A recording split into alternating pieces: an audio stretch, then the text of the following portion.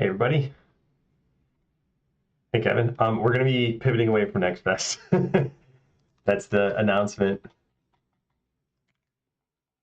Yeah, I'll talk about this a little bit more, but for now, let me read up the command.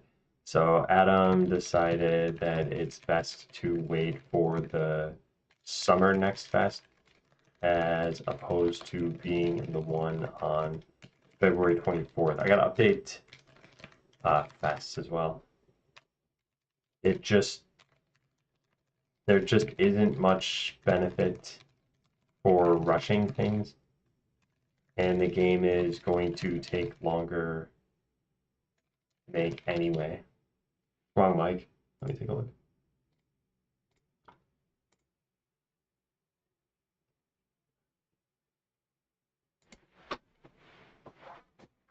Oh, yeah.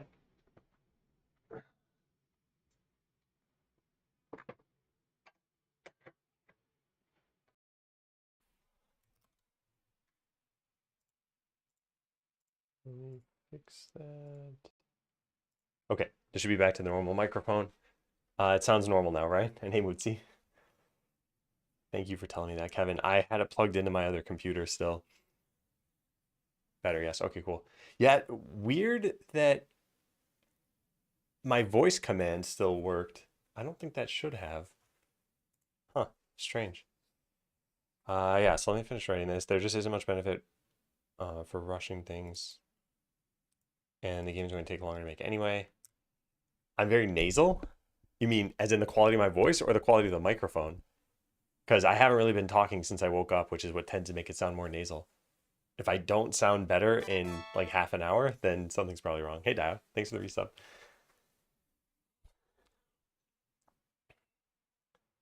It might have still recognized through the other mic. It might have, yeah, but I had turned that off a while ago, so I must have changed it and then just forgot about it. Today will probably be about figuring out the new plans for the next month or so. Sound as always to you, so super nasally. So you're insulting me. All right, Kevin. Well, thought you were helpful in this stream. All right, so the things I want to do, edit the fest command. I want to merge the PR. I want to push a new build. I want to respond to that forum post. And then I think I want to figure out what in the world is going on. Figure out what's going to happen on stream. All right, what does fest say? Yeah, I guess let's edit this. Adam decided to hold off on the next fest in February and opt for the one in June. Oh, we gotta actually like bail out of that. Yeah, I'll write this down. The game has improved so much since December that it's likely just going to keep improving. So it would be best if people saw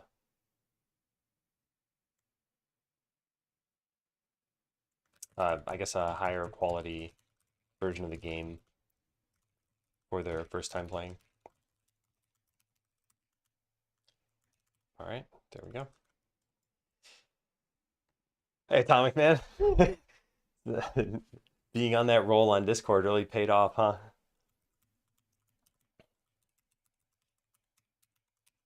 Okay, so here were my reasons behind this stuff. I was trying to figure out. So for those who don't know, first of all, Next Fest is Steam's festival that just covers upcoming games. And they do it 3 times per year. They do it in February, they do it in June, and they do it in October. So if you miss one, you could always go into the next one or the next one or wait until the next year. They're consistent. You can only be in one though. And it can only be before your game has launched. So if we decide to launch in May without being in one, we can never be in Next Fest for this game. If we go into the June one, we can never be in Next Fest again after that. So we had originally planned on going into the one on the 24th, 10 days from now. And that would have given us 10 days to work on the game, obviously. And then I thought back, I wrote all this stuff, like the reasons to wait. If you just look at the last month or two, what has changed in the game, it's been quite a lot. And it just makes me think that if we wait even just another month, it'll probably change even more. Prevailing advice is that you should wait as long as possible before being in Next Fest, because the more polish you have, the better it's going to appear to gamers, and then the more they'll share it. If they ever do videos on it, the better it's going to look to all of their viewers. So that was the biggest one. The next one is that we'll have more wish lists going into it. I don't know how much this impacts it exactly, but like right now we're hovering at, I think, about 1,100 wish lists. So if we were to join Next Fest, maybe we get, just making up a number here, plus 500. Let's say we had 10,000 wish lists. If we were to join Next Fest, we might get like, I don't know, plus 3,000 or something like that. So just by waiting and kind of naturally doing marketing and stuff anyway, we might get an extra like 2,500 wish lists. Again, I'm making up numbers, so I have no idea if that's correct. It could be that you get the same amount. It could be that you get way more than even 2,500. But yeah, that was another reason. This isn't so much of a reason, but it was we'll be able to focus on other things. If I were going to be in the next fest, the 10 days from now, I'd be spending the next 10 days just making sure that people who are going to play the game are going to have as good of an experience as possible, which means I'm not going to be doing this stuff toward the end of the game. Like, hey, what system should there be when you've beaten the second boss? Because it's not really going to impact the demo too much. The reason I say this isn't going to be super important is because at best, this just shifts our plans by, you could argue, somewhere between 10 and 17 days. That's not a huge amount of time, but it's not nothing. And then this is the last thing. This is also kind of minor, but I think Apple started doing this a lot where they're like, hey, we're going to have a new update. Oh, and by the way, you can download it right this second, or we're going to have a new product coming out. You can get it tomorrow. Being hyped about something and then being able to act on that hype, I think minimizing that time is pretty important. So imagine that people look at the demo and they're like, wow, this game's really good. Yeah, I would definitely play this. And then they're like, wait, what? It's going to take 7 more months or something. Then they can't act on that hype.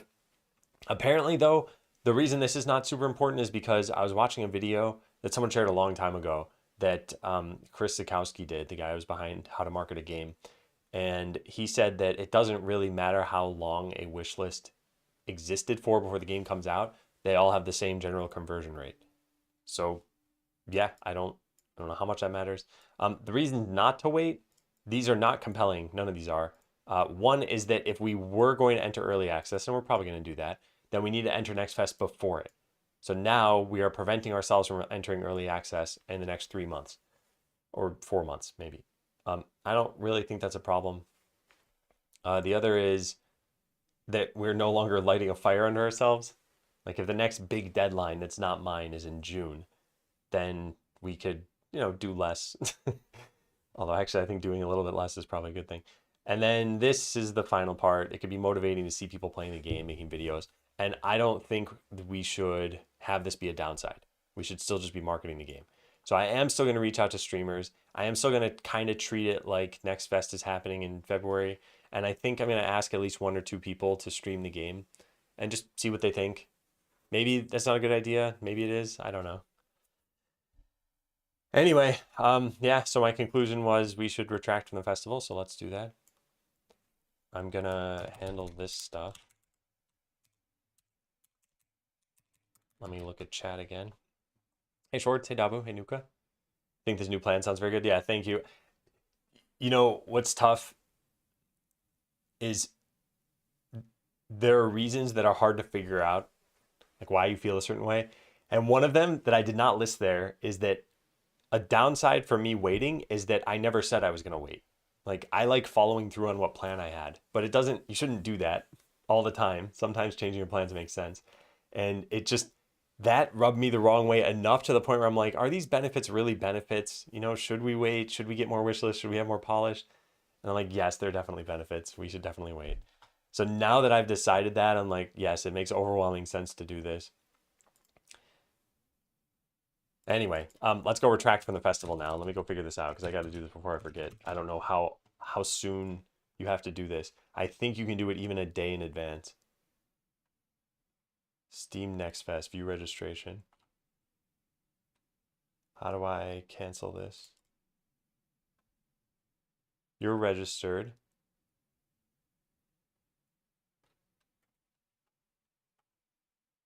Where's the... Okay, there's a thing here at the bottom. It says I do not want to include, this is a checkbox you can do. I don't want to include Skeleseller in a Steam Fest. I think you can just bail out of this. Debug menu seems to be throwing lots of errors. Does that happen for you too? I will write that down. I did not look at that. Registration details. How do you bail out of this? Have more questions? Contact us here.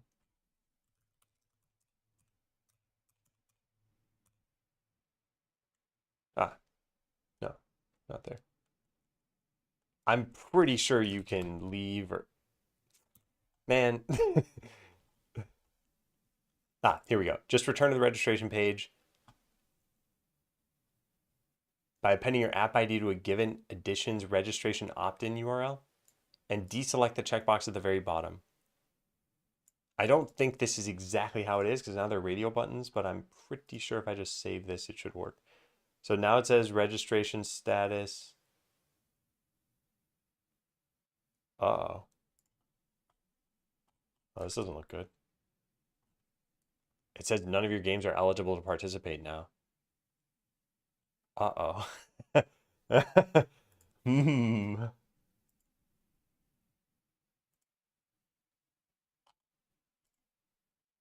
Hang on a second.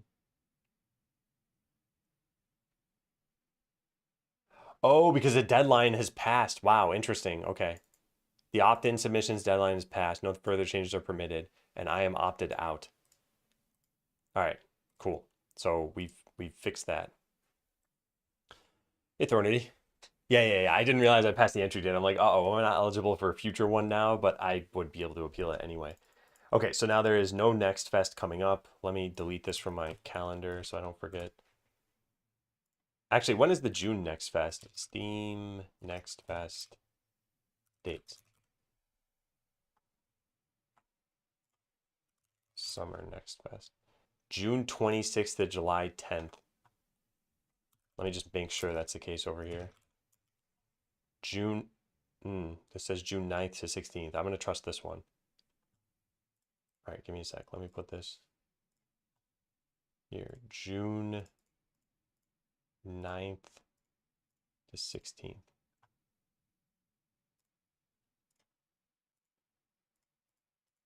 Give me a second. Okay. Sorry, I have 3 things I'm trying to do over here, but they're off screen. All right. Cool. I hear the low energy from opting out, but it's likely the right decision. I don't think the low energy is coming from that. I think it's just because I woke up pretty recently. I'm feeling good about it. I think this is the right decision.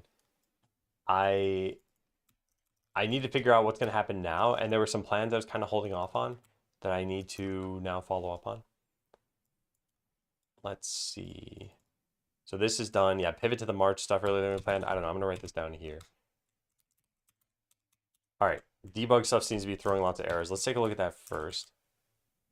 If you had an option to choose if someone like Pirate Software would stream the game, assuming they will stream, how would you feel about it? Would you take the opportunity, considering the game's state as of now? Are we talking about for free? Because if it's for free, then yeah, I would accept pretty much anybody streaming the game. I don't think that would ever go poorly for me. If we're talking about for money, I think it would be based on how much money. If they're asking for like $10,000, I'd probably say no for right now. For that, I'd want to be pretty certain that it's going to convert into a return on investment, of course. Yeah. If it's for free, then yeah. Even if it's a streamer with like 3 viewers, I'd still say yes. And part of the reason why there have been YouTube videos about Skeleseller, and I don't know any of these people, and it's been great to watch them, and it's been pretty beneficial, I think, for the game itself. Yeah, like this person got 1,500 views, this person got 1,400 views, and they're not communities I would reach. This is a Korean video, this is a Chinese video, and then there was another one by someone who was speaking English who got like 2,400 views. So all in all, that was about 6,000 views that I just luckily got. I'm an addict bind. And now I've got specific requests to localize the game to Korean, to Chinese. So yeah. Curious how confident you are about everything. Forgot to ask that in this question. Oh, if it's to gauge my confidence about this stuff, I mean, this kind of goes back to why I delayed Next Fest in the first place, right? More time is going to be pretty much equal to more polish. Not necessarily. So basically, the longer you wait, the better everything's going to be. However, I think there's also this risk that you just keep saying, well, you can't know what the upper limit on polish for your game is. So, you know, it's 12 months from now and we still haven't launched Skeleseller. And we're like, it'll take 12 more months. It's now 24 months from now and we still haven't launched it. And we'll be like, oh, I could still put more polish into it. At some point, you need to pull the trigger and release the game. So how do you know when you've hit that point? And I think it's based on what people are saying. This is why we've been soliciting feedback the way that we have. We've gotten a lot of requests, some bug fixes, and eventually all the feedback should converge on I want more content or I want more systems. If they say pretty much anything else other than that, then that represents work that we have to do for the demo. But this is stuff that represents work we have to do for the launch. And I think we're getting there. Like I said, in the last few days, we've made some pretty big quality of life changes. Even just 2 days ago, I just made a change where now workers will go wait by the shop when they don't have a space for an item. And this is something people have been asking about since like day one. Isn't the localization in these languages a nightmare? I imagine German is hard. The way I look at localization is that you will probably run into there are two kind of categories of problems. One is text being longer or truncated or any of those sorts of problems, and then two is like right to left versus left to right shift. I don't know if we're gonna localize any right to left languages, but as far as text being longer or truncated, you solve this once, and then it doesn't matter what language you're in, whether it's German or some pseudo language that's going to be longer anyway. It's like if you can accommodate the longest possible string you might have in any language, then you've fixed it for all languages. Then obviously there's the actual getting the translations. If you consider that to be a problem, then yes, that's also a problem, but that's just the work. Hey James, before coming here, I was chatting about how much time is needed to be spent on a Steam game. Yeah, I think launching any game, whether it's going to be on Steam or not, is a major undertaking. And there's always a ton of work that goes into that stuff. And yeah, just getting Botland ready the last time around and just the amount of stuff I did. And I have learned a lot since then. And I think we're applying a lot of those learnings. Let me turn off the sound. Now, are we seeing errors show up from here? Kevin, where are you seeing errors in the debug menu? Grant most things seems to work. Show all signs seems to work. Toggle invincibility, unlock, grant, add customer.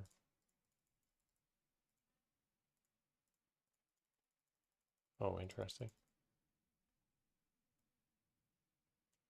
Okay, that's a different problem. That's actually okay.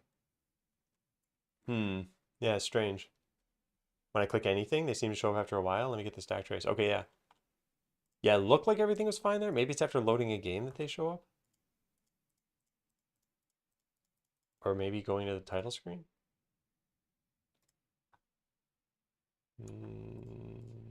No, I don't know. Everything seems to be working okay here.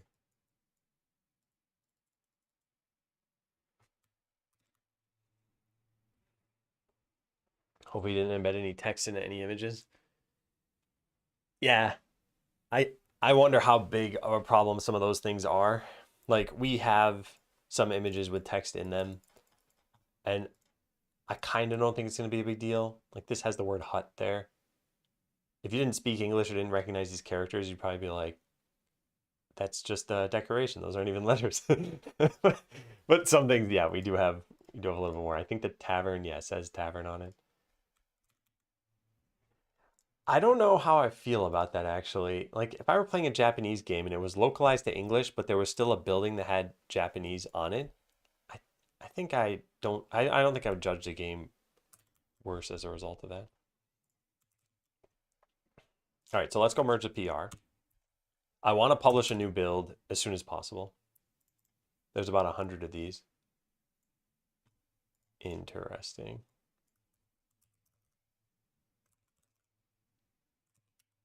Base button emits signal pressed.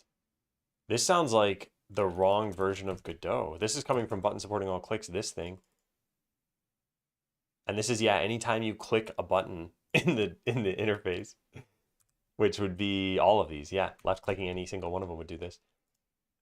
But missing method exception, this makes it sound like it's the wrong version of Godot. Where do we have this? Kevin / it's just this. Do you know what Godot version you're on? Or what C# version or something?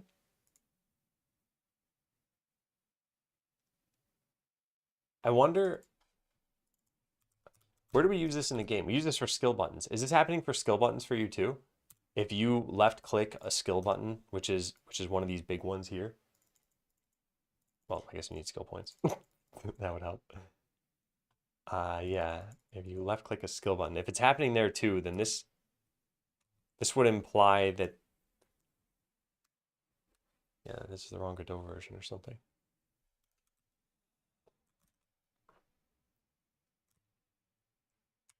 It's strange.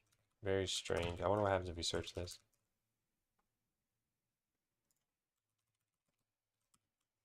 Method not found.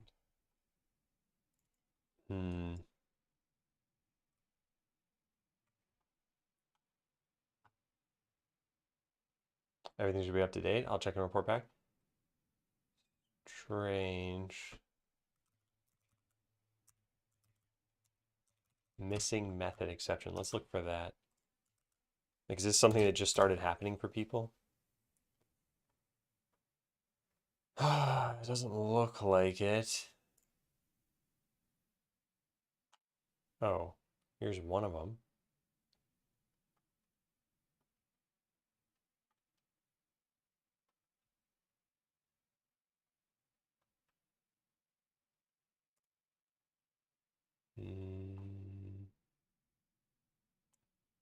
When Godot breaks compatibility, in this case, the method store buffer was changed in one of these things. So I wonder if emit signal pressed was changed. Can we even figure that out? It's never mentioned in a bug anywhere. Godot documentation. Do we have documentation for the newest beta branches? This is the latest development version. Okay. Can we search for this? No. Can we search for, whoops. Can we search for base button? Yes. And then in here, is there emit signal press? It does seem like this doesn't exist. 4.4 beta 1 D33DA. Okay, we're on the same version. It's weird that it's not causing an issue for me. Also, oh, you know what we do? We could go take a look at the non-dev version of this. This is on V latest. Can we, how do you change this? Stable. Hey, Kappa.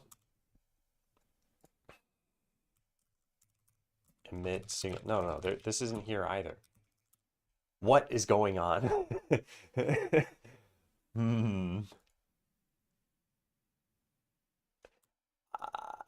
We can't just say this is a debug menu problem because these buttons exist in the game. But it is bizarre to me that we're on the same version of Godot, and this is not happening on Mac, but it is happening on Windows. Retired Android, thanks for the resub. Happy 1 year. Here's why you're using 4.4 and not 4.3, with 4.4 being beta. It's generally a good idea to stick with a single version. So the reason why we're using 4.4 is because they fixed a C# crash that happened on every single time you would quit the game. And they fixed a sprite bleeding problem, but that I don't think we ended up using. And then they were supposed to address some of the UID problems. These three things were bothering us so much that I was like, I don't care if it's on beta. I want to fix these things. This actually did get addressed. This got like somewhat mitigated, and this was kind of a no-go for us. Windy, hello. Thank you for the raid. I was lurking in your stream a little bit. Saw Kevin talk about Final Fantasy X. But yeah, I had a bit busier of a morning than I would have expected. Hope things are going well. We made the difficult decision to hold off on Next Fest So we were going to join on February 24th, and now we're bumping it to whatever June 9th or whatever the next one is. He made the highlight of the stream. That was it. Just talking about Final Fantasy X. Certainly not about what's that game? Jeff Force Gemini or Star Gunners. He's a floaty man with upside down hands. You mean Windy? He's an egg. Crashing on quit is always funny. A real you can't fire me, I quit moment. Yeah. Yeah, it was really annoying as a developer. Sometimes you have to hold back on things. Yeah, I just you know what really prompted this? I was in Poolbox's stream, and Poolbox is releasing their game in 3 days. And he suggested, he's like, huh, you might want to hold off on Next Fest. And I'm like, maybe I do. And then I want to watch a video that I thought was great. And if you haven't seen this, I highly recommend watching it. Although you've released enough games where you probably know all this stuff yourself anyway. But this video from Chris Zukowski, it was like 30 mistakes that people make in 30 minutes. And it covered a bunch of different things. And some of them are obvious, but some of them are not so obvious. Things like if you're going to have an announcement, to like announce 7 days in advance, and then like 3 days in advance, and then the day of, and then 3 days later, and then like 5 days later, or something like that. Like, don't just try to target your. Most people are going to do this, right? You have an announcement, you're going to announce it, but then a lot of other people won't do these or won't do these, and it's like, yeah, okay, that makes sense. And there were other things too, like if you bundle your game with someone else. So let's say we got like, I don't know, Skeleseller and Star Gunners. I don't know if that makes sense because they're different genres. But maybe if you find something in a similar genre, it's like they gave some numbers and they were like, okay, well, this game got 70K and the other game got 130K. And that was all just from the bundle. So some people, who knows if they would have spent money individually, but the bundle made it more obvious and apparently helped them out a lot. So things like that, I just do not have on my radar. And I need them on my radar, and I need to be looking into this stuff a little bit more. So holding off on Next Fest, I think, is a good idea.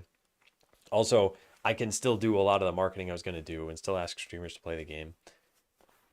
The thing I was going to show, by the way, for those who hadn't seen this from the other day, is let's go make this. Oh, so you can already see one change here. They're not picking up any of these weapons because I don't have a weapon shop. So that was change number one. Change number two is when they are holding an item and all of those slots are filled, they will wait here at the shop until there's a free slot. So you can see them filling, restocking this stuff. And there they go. And now they can go do something else. Because people were like, why are they wandering around my town with the item when the shop is over here? And then the last change is that they're mostly going to hang out in this general like rectangle. So now instead of wandering all the way over to here and then an item drops and they have to wander all the way back, they're already in this area. So if I were to say, hey, go into a battle, it's not going to take them so long to get there. And then if an item drops from here, they're going to be already at the warehouse. GMC might be good for a bundle, but it's a bit old now. Similar stuff, semi-idle. GMC. Does that stand for something? I think it must.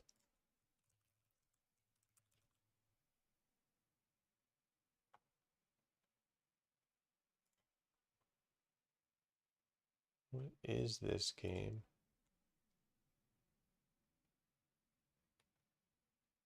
Galactic Mining Corp. Oh, okay.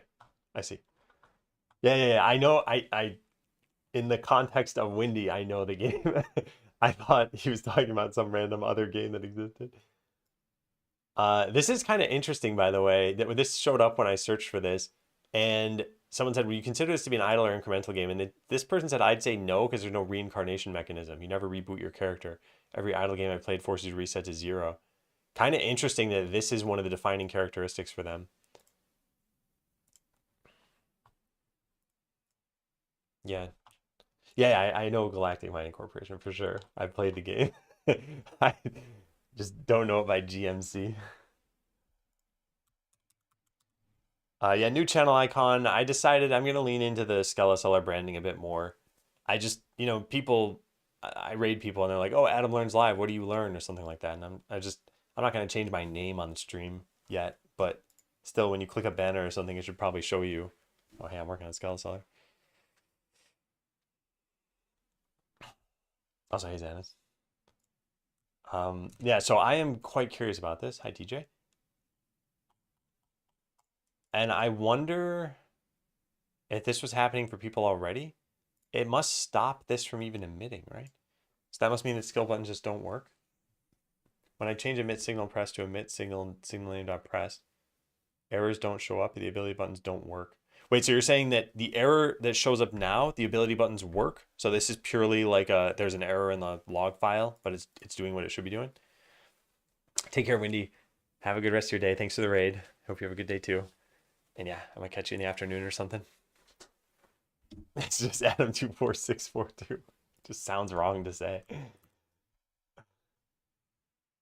You're part of the How to Market a Game Discord server. They have a bunch of resources and provide feedback for stuff. I am not. I will write this down.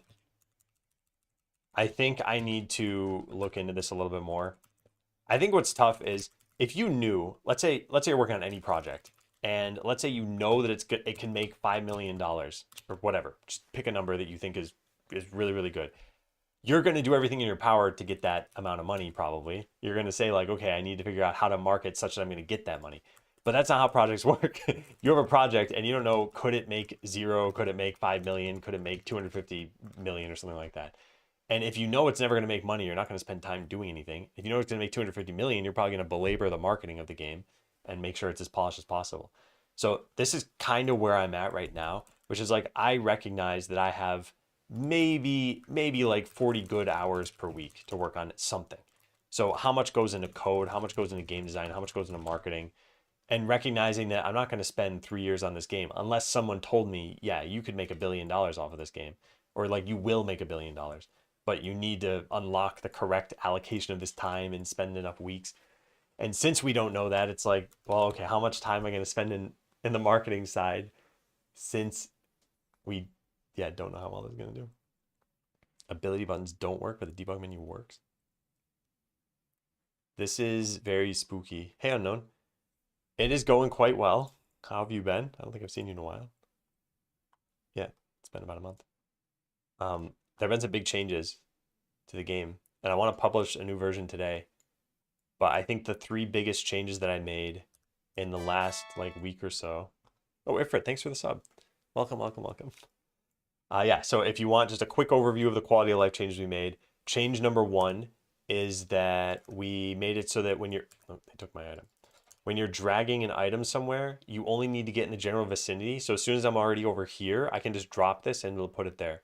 And that way I don't need to target an item display specifically. I can just put it in the general area. Same thing with the tavern. So like if I drag a potion from over here, I can actually drop it on this sign if I want to, and it'll still give me the credit for the quest. So that was a big quality of life thing. The other big quality of life thing is that, let's say you have a bunch of adventurers battling here. Oh, did that not work? Oh, that's a repeat button. I want that auto repeat. Yeah, so let's say you have a bunch of adventurers battling. It used to be that when you got to this screen, you'd be like, okay, I want the rogue and mage to go here, let's say. But you couldn't do it because they were already battling.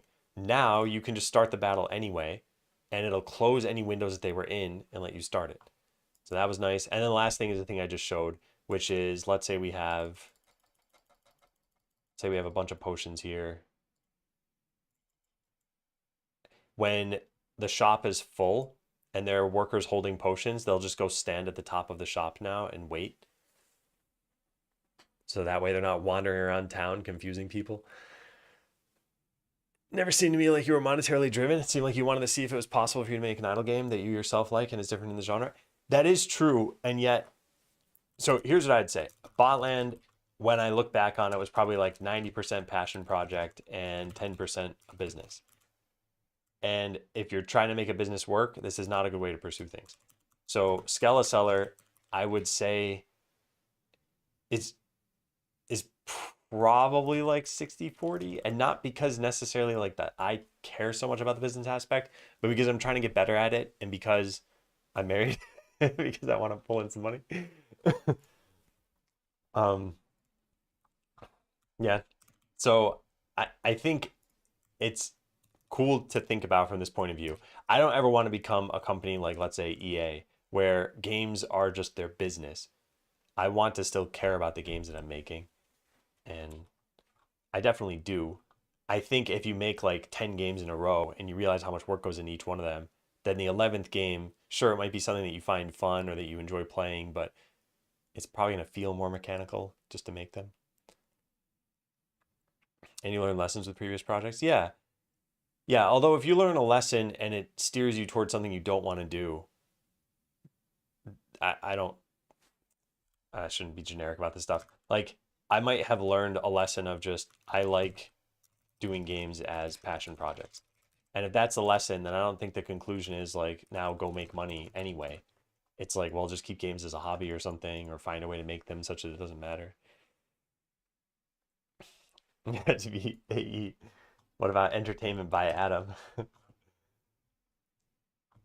Okay, so anyway, this is spooky for me because I don't know if this is going to affect all Windows users. So how about we do this? How about I push a Windows build right now and someone else on Windows can tell me if they hit this issue? Yeah, that sounds like a smart move. Let's do that. All right, export the Windows version. There we go. Just had lots of stuff on my plate. I've been periodically checking the stream here and there, and the progress has been steady. Lots of cool and new stuff I can see. Actually didn't get the chance to play even the last checkpoint. Might try out the new demo. How close are you to releasing the first public or paid version of the game? When you say public, the demo is already public. It's on Steam, and people have been playing it. But if you mean public and paid, that's probably many months away still. I think early access would probably have to be sometime after June, since we just bumped when we're going to be in Next Fest. All right, give me a sec. Engage privacy mode. Let me upload this. Is anyone on Windows right now who doesn't mind helping me test this? It shouldn't take very long, maybe like 2 minutes. But it's going to be some somewhat specific instructions. Hang on one sec. I'm still trying to upload this. I got to figure out where I normally put it. I'm just going to put it here. Why is this not working? Oh, there it goes. Okay, it's at like 3% now. I've got like 5 minutes. Okay, yeah, so that's perfect. So here are the instructions. First, let me get the URL, share.bot.land slash, what do I call it? It's at 85%, so I can't tell what the name is yet. And 100%. Okay, yeah. So skeleseller.zip. So I'll put this in chat. Here's the version. What you would need to do is, oh no, this is going to be harder than oh darn it. Okay, hang on a second. I need to give you a save file that has a bunch of skill points. Let's return the title. Let's debug grant some skill points here. And then save. And then open my save location.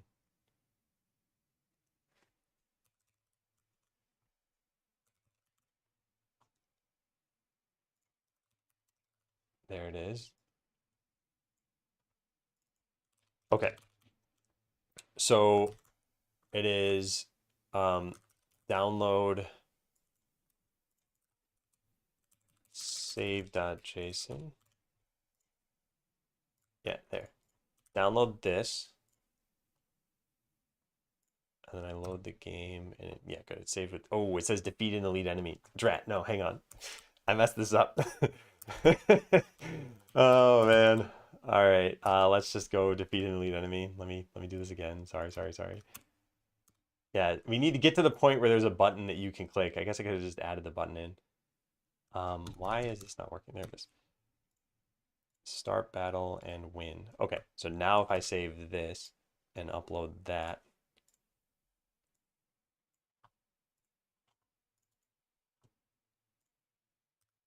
Okay, got it. Yeah, so download this. Do win plus R, type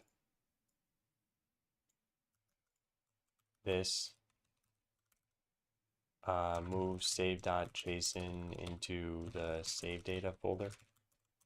Then open Skeleseller, load the game, and then left click a skill button. The top left click a skill button, yeah. Hey, Lemon Drop. Hey to the sky and Smooth Dog. How Have to type this on my phone. I deleted System 32 and my Twitch froze. What's step 2 after that? Reinstall System 32, then throw your computer out the window and get a Mac.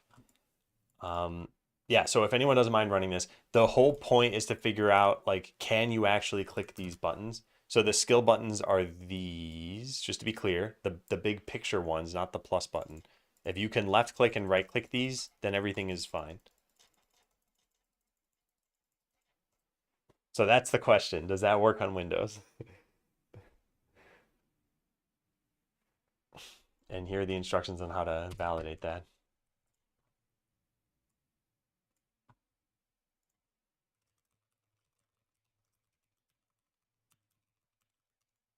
Seems to work. Works for me. Okay. Thank you. Also, a step that I forgot to tell you that hopefully isn't going to bother anybody, but this overwrote your save file. So if you actually cared about your Skeleseller save file, too late now. But I assume you all would have known that. And either way, it wouldn't take me that long to just hack a save file together for whatever you want. So, okay, if this is working, then I'm going to ignore this for now, but I do need Kevin to probably investigate this. I don't know why this would happen. Only happening for Kevin, apparently. I exported a Windows build and didn't see a problem. Gotta go. All right, take care, James. Thank you for the help. All right, merge PR. Let's go do it.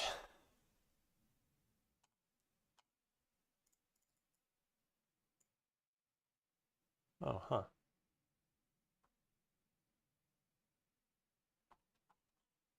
Interesting. How are things? They're going well. Yeah. Good to know it's a me issue. It's just weird that it would have even happened. Very bizarre.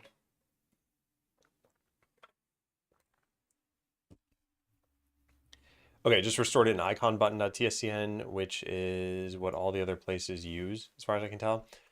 Also has some other changes that Godot made. I'm not sure they're worth keeping, but they kept showing up when I opened the scenes. Also, some UID files that were not tracked. Okay, yeah, sounds good. So we added back in cycle. Layout mode is probably an automatic thing. This, what in the world caused this to go up by 2? I kept seeing this as well.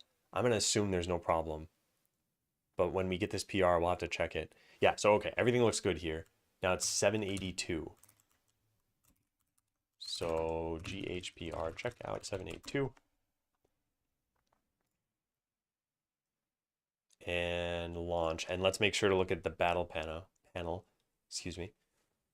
I learned whether web dev is good at making websites, but not very good at running the business of making websites. Business side of things is just as important as making the game itself. So it can be, right? If you are trying to make money, then yes, the business side is very important. If you're trying to have fun, if you're trying to just make a game that you like or a game for people to play or anything like that, then the business side doesn't really matter because you can still have fun even if you have 0 customers. But you can't make money if you don't have any customers. And I want to learn, I want to test this stuff out. I want to do things in a way that is definitely not predatory. So the way I see it is a one-time purchase game for, let's say, about $10, maybe 15, I don't know. This is not predatory, I think. I think the typical idle genre can be predatory because I think typically they're infinite games that have microtransactions, and those two things should never be together. Like, if you're spending money to get progress that can never end, then you've spent money on nothing. You spend money on a dopamine hit, basically. And I feel like that's predatory. So I hope I don't never do stuff like that. But at least Skeleseller has no real risk of that right now. Why is this faded out?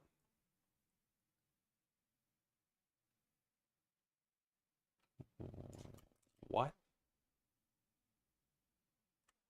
This didn't even change the outline shader. Is this from... Hang on a second. Something weird is happening. No gotcha system? Hey, Sergeant Sam, no. Does Steam have a demo publish history? I'll probably just check your notes later to see if the new demo went live. I will publish the notes. So if you go to the Steam page and then scroll down to here and say see all updates, you should by the end of today see February 14th as the latest date. So I will hopefully publish a 0.6.6 patch notes. Is this your full-time thing? Yeah, it is my full-time thing. I think money-wise for being able to develop this, it's fine because before this I was working at Google and I've got savings and everything still. I mean, eventually that might change. Why is this happening? Did I do this? And why is it just with the tavern sign? I think I need to reload the project. I think this is a red herring completely. Yeah, I think it is. It shows probably no changes to the code. Okay, now it shows changes. Yeah, wow. Well, that's something. What changed here? A UID? Okay. So let's reload this even one more time. Reload from disk, reload the whole project. One transparent sign. And now we should see no changes. Good. And when I launch this, we should just be able to take a look at Kevin's change. Yeah, nice. The sign is not weirdly transparent anymore. Okay, so this button is back to normal. This button is back to normal. This button is back to normal. It all looks good. Whew. Oops. This is great. Thank you, thank you, thank you. Oh, and then the battle panel, which I didn't see any problems with when I went into. If it is 2 pixels taller, I don't know or care. Next up is this. At least by applying the modulation at the end, this is 783. Keeps the shader working as expected, but also respects the node modulation. Let's take a look at this. Is this the shader itself changing? Yeah. All right, let's take a look at that. How was the conversion from 4.3 to 4.4? I think it was smooth. The only problem is you have to open every single scene file and run from Godot so that it makes the new UID files or something like that. Although in the newest 4.4, there's going to be a tool to fix all that stuff. So we're on, I believe, beta 1, and on beta 3, there's some like UID tool that you can run. I am desperately hoping that this fixes all these stupid issues that keep happening. Because if you look at that last PR, for example, I think this showed it off.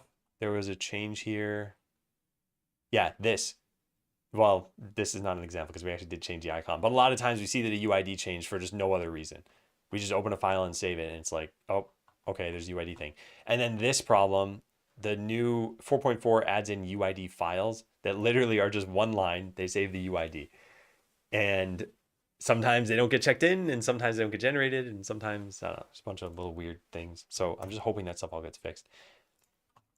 My understanding is that if you're just working on your own on a project, you'll never hit those issues.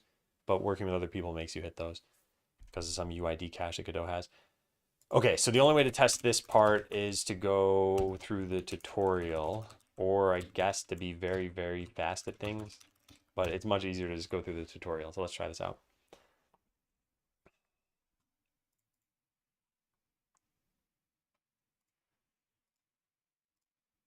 Yeah, nice. This is working exactly how I want. Cool, cool, cool, cool. This looks great. This looks great. Cool. All right, merge that. So now we can publish a new version. Let's go back to main. Why does town have a change? Oh yeah, because of that. Care about that. Just make sure nothing went wrong there. Yeah. Good. Good, good, good. So merge PR, push a new build, publish a new demo. Yeah. Is there anything else I wanted to do? No, I think that's it. All right, let's go to our release notes then. Get this thing online. Bump project.godot. I should probably make some tooling to do this stuff. Like, it's not hard for me to go in here and change a number, but then I also need to commit. This is taking some time. All right, now go to tools. I should probably also make a like one shot export everything and do everything I want.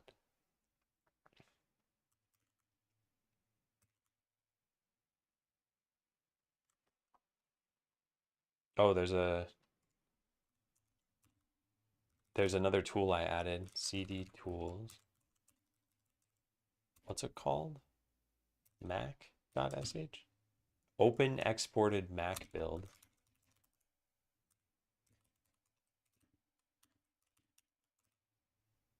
Yeah. So that's what we got to do once this thing is done. Okay. How do you look for places to market the game? Are you just looking at Steam events? I think marketing takes a lot of different forms.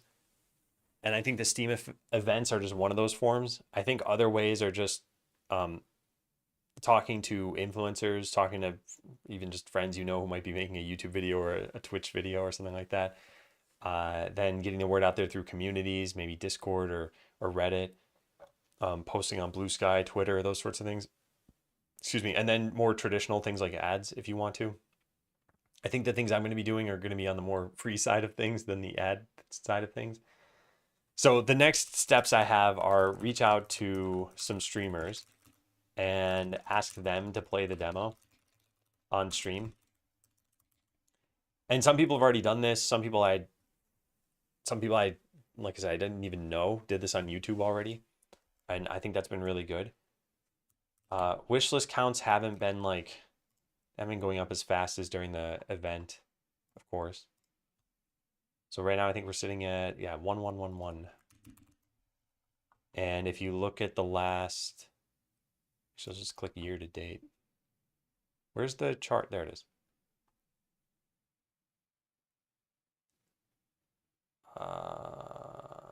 When did we make the Steam page? I don't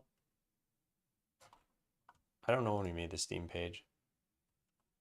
It must have been December? September. Huh. Interesting. I didn't think it was that far back. But yeah, so we made the Steam page, and then you can see traffic is pretty flat because it was mostly just people coming in through the stream. I don't know why it shot up here somewhere. Somewhere around here, we added the demo to Steam, and then where it really shot up is Next Fest, or Idler Fest, excuse me. So the peak was getting 129 wishlist ads in one day. And now it's like 10, 34. Huh, I wonder what caused that. Maybe the Korean guy's video. Yeah. Looking at other platforms like Itch. Yeah, we're already on Itch. Also, there was kind of a funny thing. Do I have a picture of this? If you search Skeleseller Blue Sky, I think you'll find a picture for this. Where is it? Maybe I need to search on Blue Sky? Huh. That's strange. I thought this was indexed by Google. Hang on a second. Let me see if I can find this. Yeah. When I launched version 0.3, Leaf took over the entire front page with Skeleseller. It wasn't for very long, but it was funny, and it did result in a bump in viewership on the game.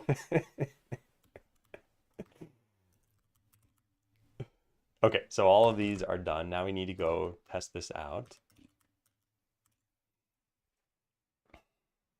Hey, EJ, happy Valentine's Day.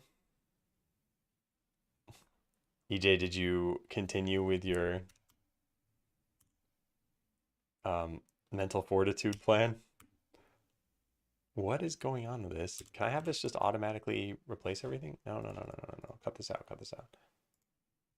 How do we unzip and have it replace everything? I guess we could just delete the target directory first, but there's probably some like override everything with -F. Freshen existing files, yeah, -F. Okay, so open, exported, Mac build, unzip, -F. Okay, let's try that. Started it got 2 weeks in, as in it is 2 weeks later from when you started it, or you stopped after 2 weeks and that was in the past now. Why is this still happening? Something's wrong here. How do you get it to not ask you about this? Man, unzip. I put this in the wrong spot?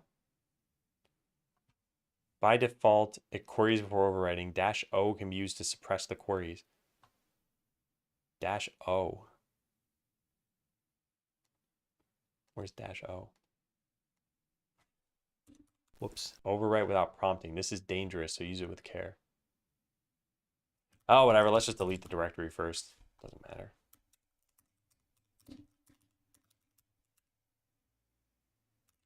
Is there an else? We're gonna do this. rm-rf unzip path. That's not dangerous at all. Unzip path is in a directory called temp/delete me though.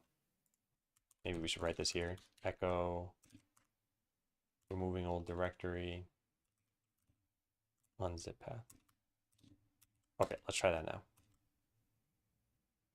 Good. Now we can delete the, oh, we already did.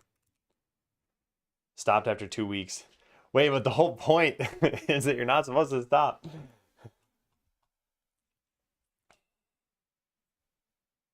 Well, that's too bad. What was your experience on it though? I am curious.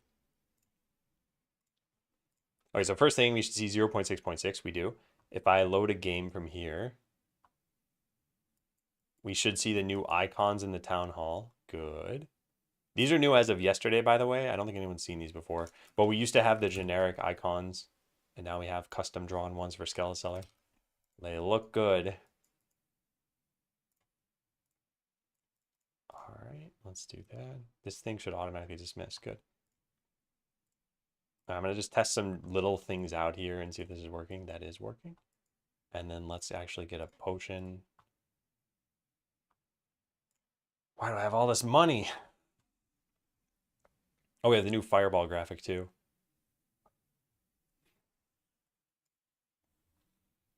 All right, give me a potion. Nice. Cool. Hey, Sharky. Overall, take his time management is really hard to inject like 3 hours of tasks into your day every day. Yeah.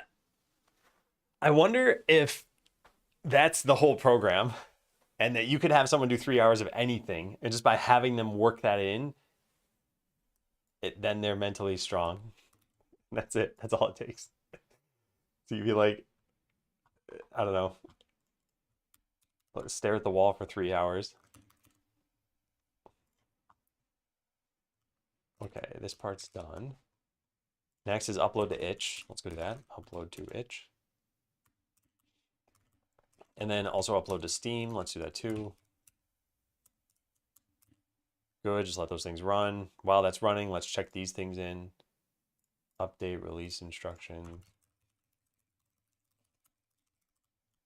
I don't think it's worth even saying what I did there. I'm the only one who uses this stuff. And then this is bump version number. So that's been uploaded. That's been uploaded. Let's go make sure it actually made it to itch. Edit game. 923, 923. Yep, that's a problem. This has been happening more and more. Oh no, I think it's fixed. Okay, never mind. I think it was just delayed. Yeah, nice. It was just delayed. But it has actually broken a couple times for me. Your bump script can also add a get tag. And it should. I really should automate this stuff. I'll write this down. Automate more of my release process. Add a get tag when bumping the game version. Change the version automatically and just ask if it's okay. And then what else? Patch notes. Collect all get messages since the last version bump. What else can we do? Maybe combine scripts into one so that it'll automatically export and then open the game.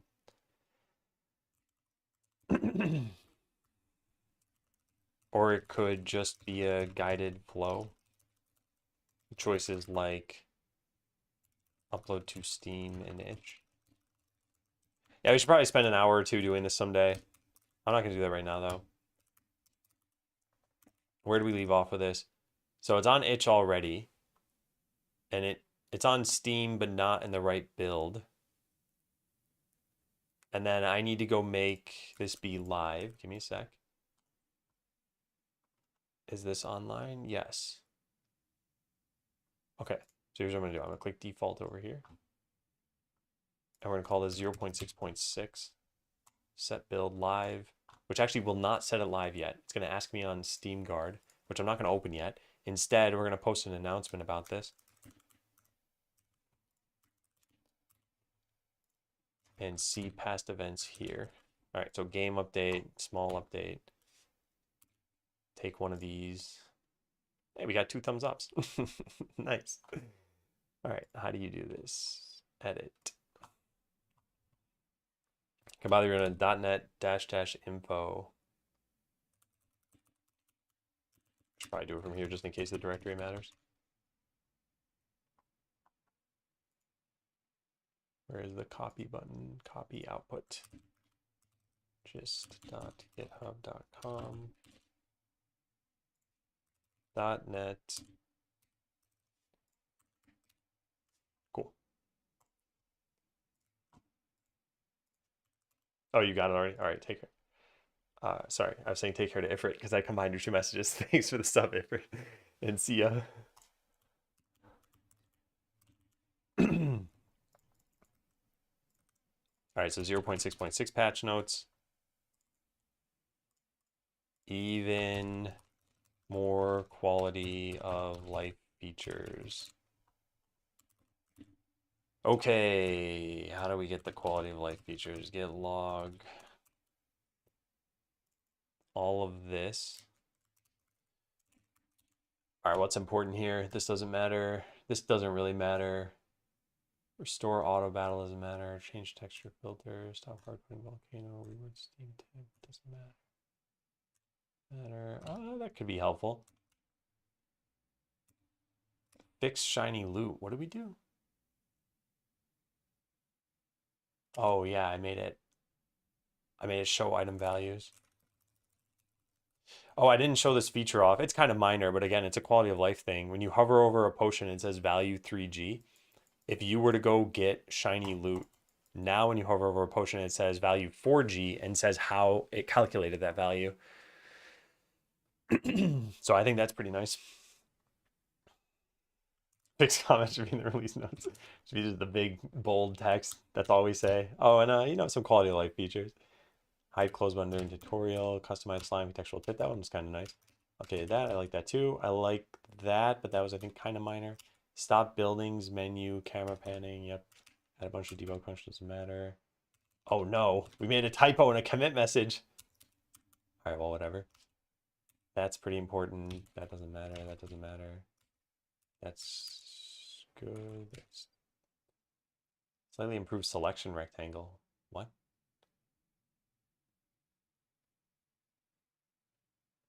What? What does that commit?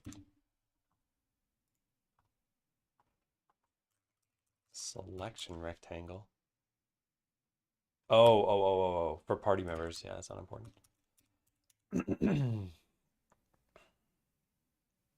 This should go here, yeah. Okay, so here are all the changes. Can't wait for the 5G release.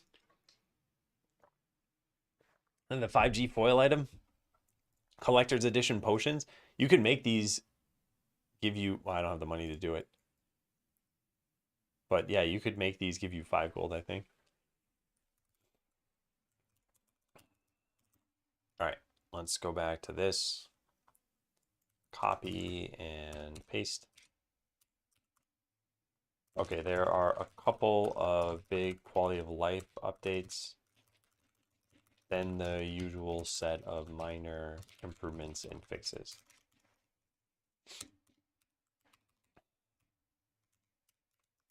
All right, delete all that stuff. The biggest things. Wait, no, there's only one big thing. It's that.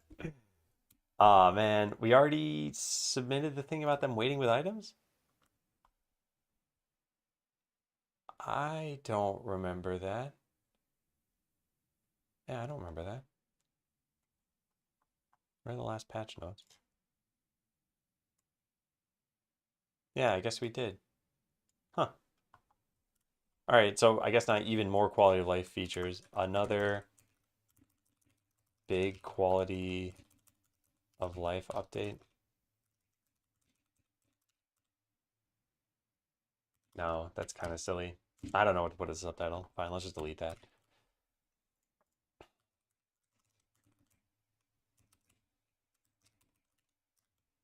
Okay, so for one, they won't pick up items. They won't pick up armors and weapons unless you've built those shops. Wait a second. How does the worker pick up the first potion then? Because it's on the ground. Pick up armors and weapons from your warehouse unless you've built those shops. Built the, yeah. If they're holding an item, can we make sublists?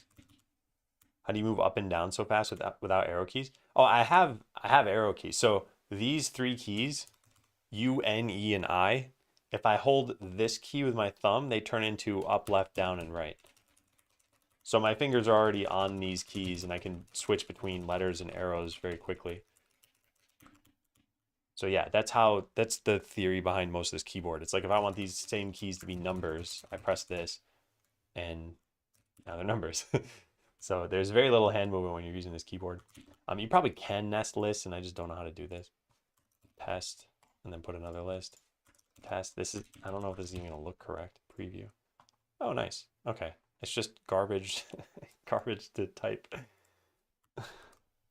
Yeah, it's definitely great. I like it a lot. Can we embed these in any way? Can I do this and have this still work? Yes. Okay, that's what I want to do. So we want this list, and then this. So they won't pick up armors and weapons from the warehouse unless you built those shops.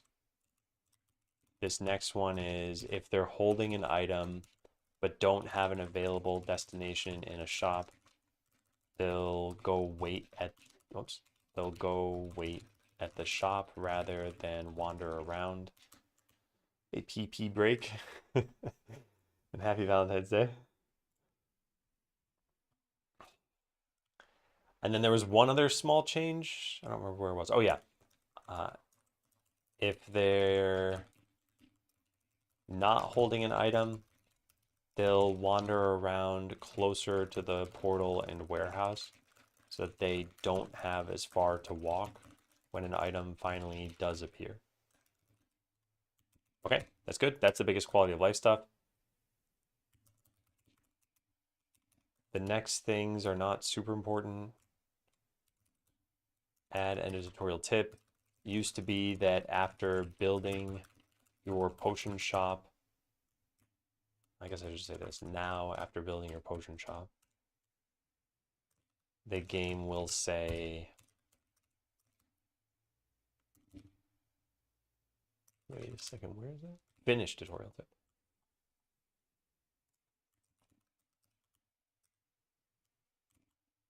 Okay, there's that.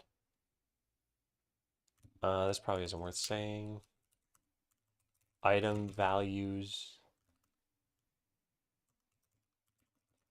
Show item values, proper item values in tooltips. Shiny loot makes items more valuable, but the tooltips never reflected this. Now you'll see a breakdown of how an item's value came to be calculated. Hey, who cares? Howdy, howdy. All right, the other thing I did not show, but is kind of cool, is that now the slime, when you drag an item near them, they have that slimy looking panel. And if you drag this away, it'll fade out slowly. So yeah, now you can see exactly how much you'll feed it for. And if you keep hovering over this for long enough, you will eventually see that number change. But shiny loot does not affect this. Wait, this is taking a long time. I was just trying to show that this would change, but we gotta wait for it to be hungry enough. Now I'm gonna wait. There it goes, 4 gold. Yeah.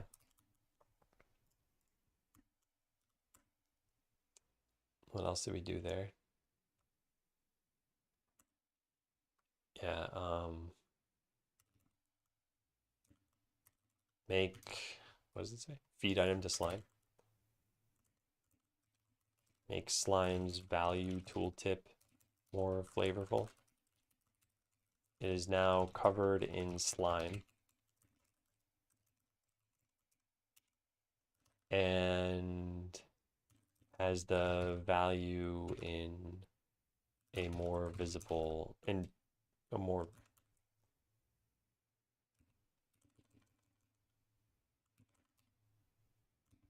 yeah. Did I make my assets? Most of them, no. I made the music for the game, and I made a lot of code for the game, but I did not make any of the art stuff. Something funny about seeing a skull logo tagged with live. Should say undead.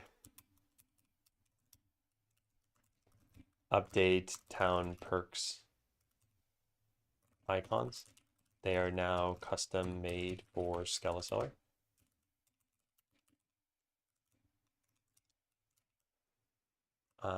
Stop buildings. Buildings menu, camera panning. Instead of automatically panning when you press a button in that menu, there is now a small icon next to that button that will pan the camera. And then fix Explorer sprites. The sprites were a combination of two other NPCs. Also, the Explorer's dialogue was in white text. All right, so what's the most important of these things? Probably this one, and then this, and then these two, and then that, yeah. Okay, so let's preview this. Wow, that's... Is there a giant space in between those? Is it because I put slash list on its own line? Do I have to put this like this? That didn't do anything. You might not be able to do anything about this, but it looks so weird. What if I put this on the same line too? That fixed it? Oh, that's so ugly. Because now this whole bullet point is, there are two bullet points on one line. Oh, I don't like that. Hey, Crows, change our sub icons as well. I want to be a funny little skeleton. Oh man, I don't know if I should rebrand everything. I was thinking of changing the icon and then my banner, and I haven't changed the banner yet. Turns out that button error is thrown on hover. I don't understand what's going on. Some oddity would grant most things. Wonder how it could be thrown on hover when you have to click it for it to do something, right? Yeah, this is very bizarre. Hopefully this isn't broken for everybody when I push the build. I'm still not sure what's going on there. Oh, this isn't even true. A couple of big quality of life.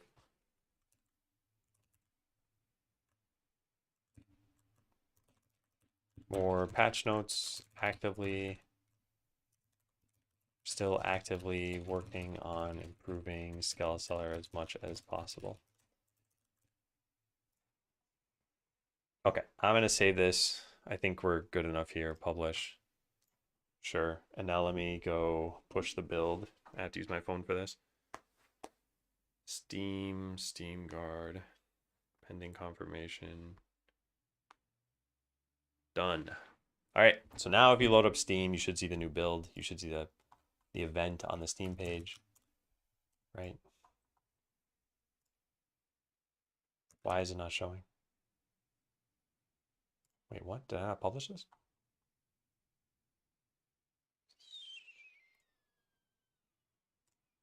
Wait, whoa. Publish showed up at the very last second there. What? Publish, skip, publish. Okay. Yeah, I don't have special art for this. All right, so now it should show up there. Yeah, there we go. Nice update today. Cool.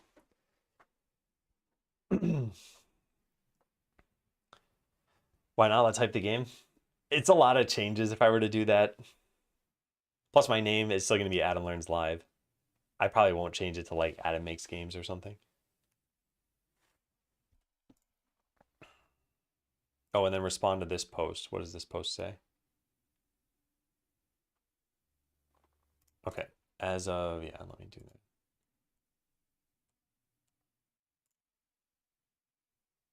Share.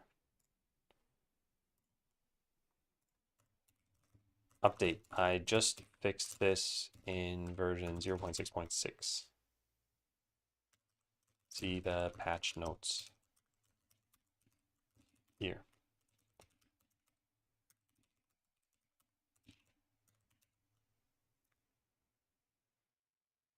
All right.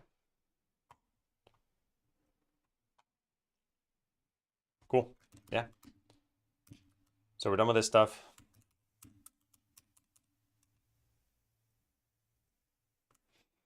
Okay, now we're at a pivot point here.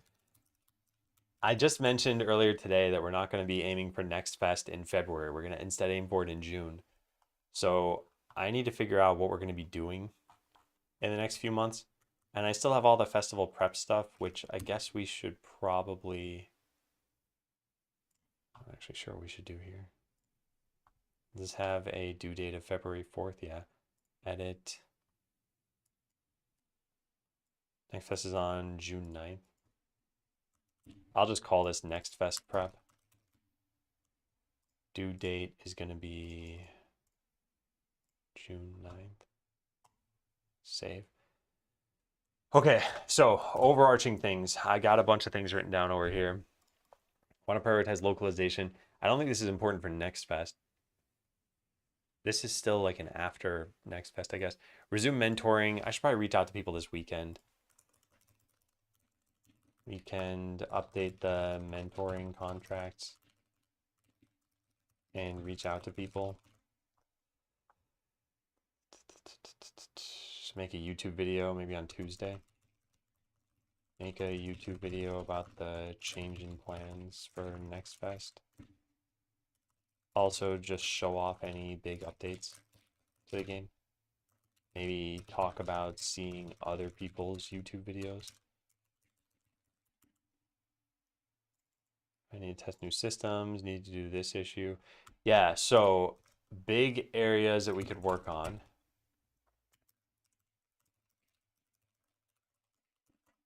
Dev work we already knew about. Processing feedback. Game design work to address the feedback that we've gotten. I guess we have to finish processing the feedback for that to be possible. And I don't know, some like chill stuff. Maybe making the next music track. I've gotten this like mostly done and I haven't finished it and I still haven't worked on it since the last time I played this on stream.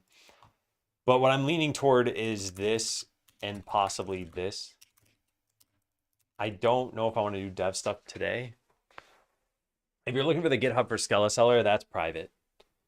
So those are just my public GitHub repos that I have.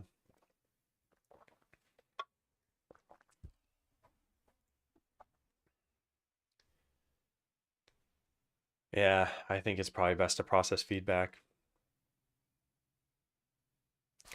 Then I guess the question is going to be, what do we tackle after that? After this is done, which might not even be today, but after this is done, do we tackle new systems or polish for existing stuff? Push another PR if you want to do that instead. Yeah, sure, I can do that. Used a curve 2D to form the rectangle. It's actually easier than I thought it would be since we can use a single curve for the whole shape.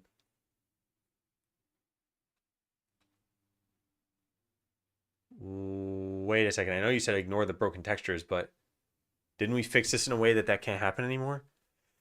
Darn it, what do we do about that? It had to do with the texture margins. Yeah, we should have had this in a state where that's not possible anymore. But now it's making me wonder if that's, I know you said don't focus on this, but it does make me wonder. Party member base. This icon, it doesn't even have margins. Oh, it's a known bug. Okay, got it. Then that's fine. Yeah, this looks great. And apparently it's a very, very easy change.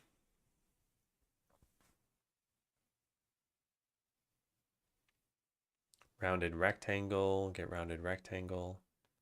Draw polygon. Let me just pull this. 784. Guess I should push my changes first, which should just be the release notes in the bump version. Yeah. Push that. PR list. Check out 784. All right. So now I want to look at party member base. Rounded rectangle.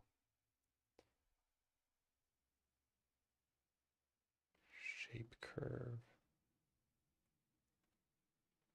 Oh, interesting. Top right, bottom left, top left.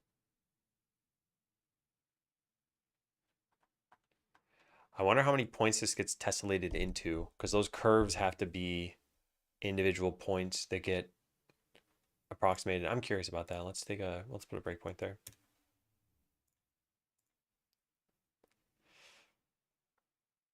I know, Fled. I know. I just wanted to make sure that it was something we truly don't have to worry about.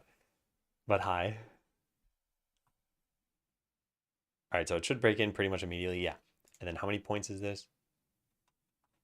A whole bunch. Wowie. 71. Yeah, so for those who don't know, here's what's happening here. If you were to draw a rectangle, well, that's not a rectangle, that's a rounded rectangle. Anyway, if you were to draw a rectangle, let's say this is a rectangle. I'm not going to draw it perfectly. You only need 4 points. But as soon as you draw a rounded rectangle, the way that this is working is that it is making discrete points something like imagine this. And as a result, it's making something like 16 points per curve, or 17 points or something. Actually, why is that number not divisible by 4?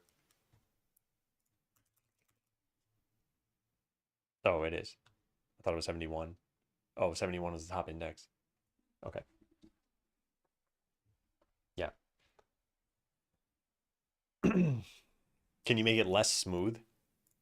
You can probably specify a resolution or something. There's there's a max stages here. Maybe that's what they're doing, but I don't think we would want to do that. Also, this isn't a problem. I was just curious about this.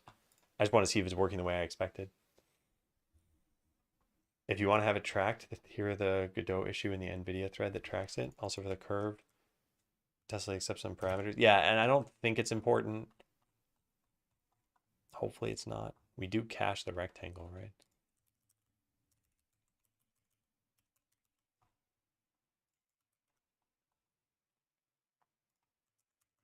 For posterity.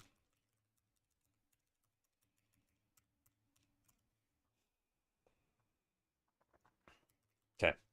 Yeah, so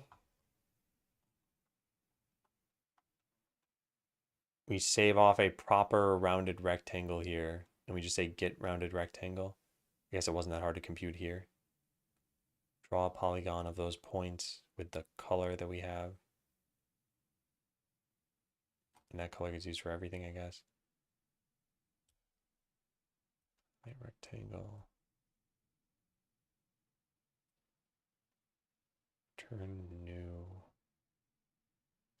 Corner radius. That should be the same basic thing that we have. Vector 1 times 2 plus times 2. Yeah, that's all. That's good. Okay. I think this is good.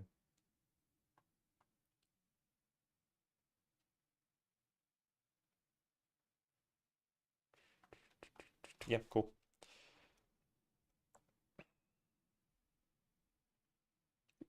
Yeah, I don't think it's probably super important, Kevin. We can.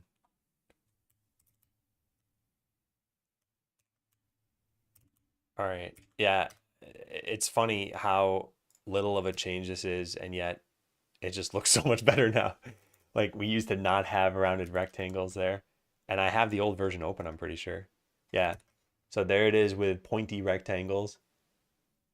Like it's jagged, makes you think of violence and pain. But then you look at this one, it's smooth, makes you think of bunnies and peace. So let's go check that in. Where'd the PR go?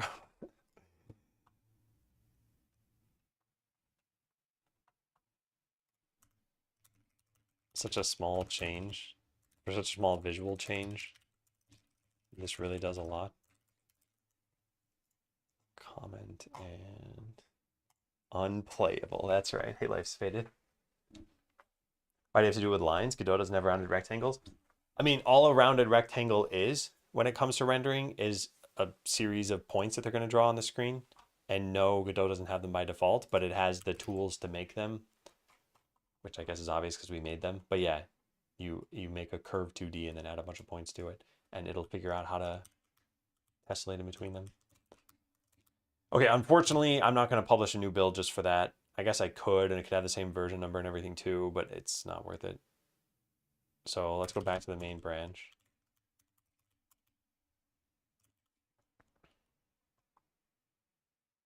Yeah, so I think we're going to process feedback and then do some game design stuff.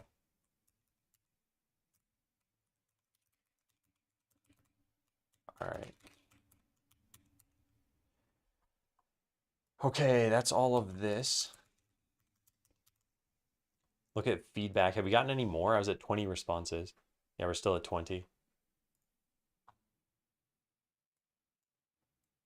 And then this thing as well. Okay, yeah. Yeah, let's take a look at this. So how do we want to do this? I guess I'll just put it in here for right now. I can't show this on screen because people could have included their Discord name, and I want to consider that to be private. But I'll read everything that's important here. So let's start with number 5. Oh, this is huge. Okay, maybe we should just redact their information.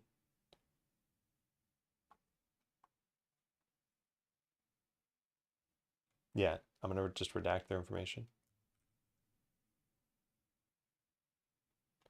Also, there's no date on this, is there? Oh, no, there is. Okay, so this is from February 3rd. So 11 days ago. Let's read through this. I played the demo for about 2 hours, which is what it took me to unlock and upgrade everything. I definitely had fun, but also some areas that felt unpolished or frustrating. Understandable as it's a demo, but I'll give constructive criticism.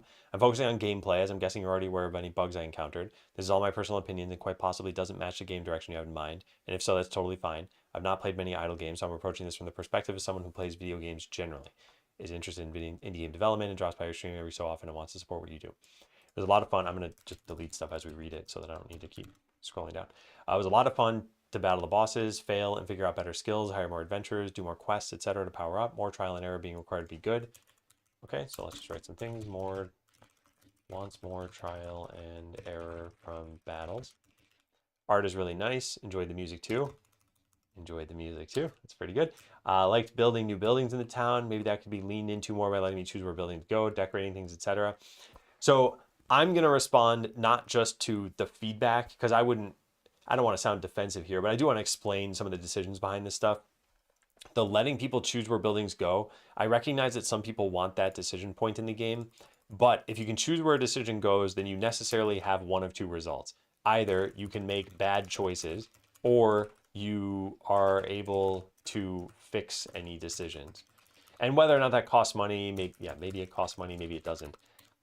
Either way, in order for the location to matter, you got to think of cognitive load on the user, and it's got to be, you need to understand what impact the location has, and then we as game designers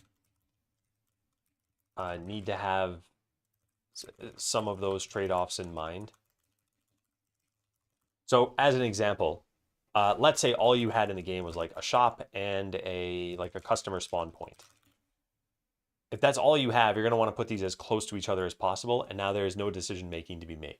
But we don't just have that in the game, so this is a made up hypothetical here. We really have multiple shops, and maybe what you're deciding is like, okay, which shop should be closest to the spawn point, but then where's my warehouse? Do I need more warehouses, et cetera, et cetera? And now what does this do for your decision tree as a player? Like when you determine that, oh, my warehouse shouldn't be here, I actually want to move it to the side. What does that take to do? Is it fun to do that stuff? And without diving into every single little point here, my take is that I don't think it would be fun to do. I don't think you'd want to manage the location of things. And I know this isn't a great example, but Stardew Valley, Building is a pain in that game. It's a pain for a lot of reasons. One, it's not clear ahead of time how many resources it's going to take. Two, you have to walk to an NPC who might not be there to even build a thing. Then three, you need to clear out a perfect space on your farm. If there's like a bush there or something, then too bad, you can't build there. You need to walk all the way back to your farm and go. Anyway, those same sorts of things would exist here. We can pave over some of those frustrations, but the concept of like, okay, I have buildings A, B, C, and D, and I built them like this, and now I want to swap B and D. Is that possible, or do you need to like move B first, then move D to where B was, and then move B to where? Anyway, whatever. You need to like do it in 3 steps instead of in 1 step. Yeah, the plans have changed. Yeah, so yeah, those sorts of things make me think, what is the benefit of this? And I think the main benefit is just personalization of the town, which gets us to the second part of this feedback, which is decorating things. Decorating things does not need to have a functional impact. You could just pay 50 gold and get a flower pot somewhere. And maybe people like doing that. So yeah, I definitely think that's a good idea.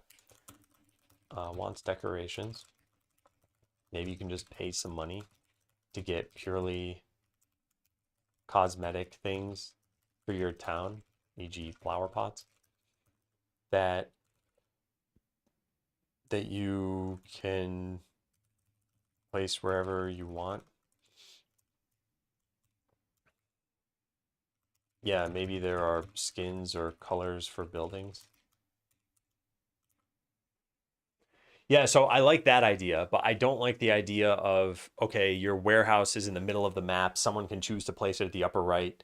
By the way, whenever you do have these things, there are going to be people who make a bad decision and then never fix that decision and then get annoyed at the game. That's another major problem. And that's true of any game.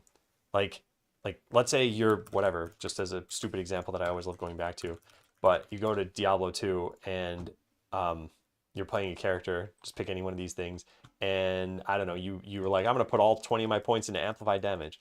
It's like this is a bad idea. And the original Diablo 2 had no respecs. So you could just do this and then have a bad character and be like, this game is too hard or this game sucks. And it's too bad, right? It's like it's it is kind of the player's fault, but then kind of not really. They did eventually add respecs into the game. So I guess my point is, even if there are respecs, some player might be like, oh, I wanted to play this way. The game let me play this way, but then it punished me for playing this way. It's like you put your warehouse all the way at the upper right of the map. What does that do for you? And it's only shafting you. So like, yeah. I think there's a free Godot add-on that already has all the in-runtime player placement and rotation of objects. I don't think we would probably allow you to play stuff anywhere. We might have slots or something. But yeah, placement, rotation. I need to think about this. We need to design this. This is me just jotting down the feedback for right now. Anyway, okay, cool. So gameplay loop wasn't overly complex or long. It was satisfying to watch my hordes of minions sprint around earning me cash. Combat system doesn't have the complexity to support the level of complexity present in party building and adventurer skill tree. Felt like once I had enough adventurers, it didn't really matter what skills I picked or which adventurers I sent. As I mentioned, it was fun to fail the battles at first and slowly unlock things to power up. At a certain point, it just became a waiting game to earn enough to buy all the adventures and complete lots of quests. Side note, I think quests are super overpowered and too abundant. I don't know the answer, but would love to see the skills matter more. Obviously, it's an idle battle game, but I felt like there weren't any significant choices to make about battles, and I didn't like that. Yeah, so we've gotten this feedback a bunch, and that's what led us to the difference between regular battles versus boss battles. And even this person said they liked boss battles, but then the regular battles are easy. And we do have quite a lot dedicated to, like, there are, well, let me close this game. Let me open up a debug version so I can just like cheat and show all this stuff off. They have a potion you can make or buy from traders called the Forgetting Elixir. Raises all skills you've applied. So eventually you can always reskill if you want. I think I was kind of making 2 points. One is that a game may not let you adjust based on your mistakes. So like in the original D2, there were no respecs. But then the second point is that a game may let you adjust based on mistakes, but players don't do it and then get frustrated. So like the sort of new D2 patches, respecs are there, but you might still get frustrated and just be like, my build isn't working. Why not? And then just not care and quit the game. So I think it's like there are lots of ways around this and ways you can mitigate it. And it's mostly an education problem, but it's also kind of a player motivation problem. So if we let you place buildings in different areas, like in Stardew Valley, if I pretty much never relocated buildings. It's probably possible, but I was just like, I don't want to spend the time. I know it's something that might be better. It's not fun for me to do. So I played in a way that was not fun. And if you have enough of those decisions stack up, then someone will quit your game. Anyway, yeah. So regular battles versus boss battles is kind of how we thought about this. And what I was going to show off is that obviously we do have a bunch of skills here, and these work. There is some depth to the battle, but I made a very long video. Automated game design. Yeah, this video that nobody watched.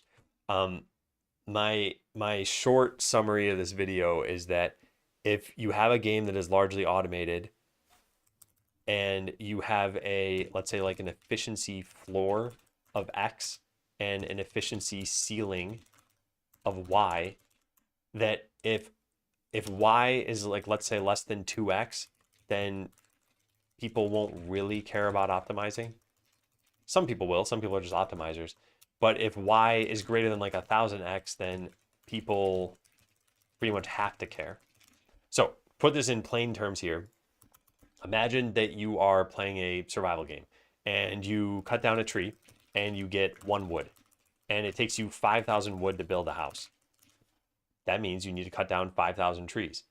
But now there's some item in the game that says like cut down 1,000 trees at once. For you to not use this item would be just like stupid, right? Like, are you really going to want to cut down 5,000 trees, or are you going to want to cut down, are you going to want to cut down 5,000 trees one at a time, or are you going to want to cut them down 1,000 at a time? Like, obviously you want to cut them down 1,000 at a time. This encourages you to optimize because the difference between 1 and 1,000 is massive. But if I was like, oh, hey, here's an item that lets you get 1.2 wood per tree, like, some people might strive to get that item and some people might not. And if you had it, sure, you might use this. But that's essentially where Skeleseller is. I want the difference between the floor and the ceiling to not be massive. And this is what other idle games do, is they tend to have these, like I said, non-human numbers. So you have like, you're getting 1E to 17 wood per hit. And you could upgrade it to get like 1E 27. It's like, this number is so much larger than this number that, again, it's just like silly not to do it. I don't want that to happen. This is not how the system works. This is like other idle games. I want it to be that, yeah, you could go a little bit faster if you optimize your skills. As a result of not having that huge difference between a floor and a ceiling, people get to the point where they're like, my automation is good enough. And then they will stop. And that stopping point happens pretty early on because we're not rewarding you for diving into this more. So there are a couple things we could do here. We could either, reward you more for diving into better skills. And I think that when it comes to battling, that would result in more complexity. Or we could just kind of accept where we're at. And some people are going to be like, yeah, it's fun. I do want to optimize. I'm going to. And some people won't figure that out. Hey, M2. Yeah, new icon for the stream.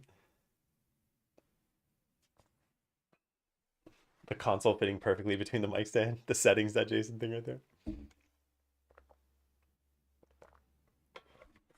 I think PoE has the best house customization out of any game I've seen. Purely aesthetic. You can make really cool bases. Yeah, I actually didn't know they were even in PoE.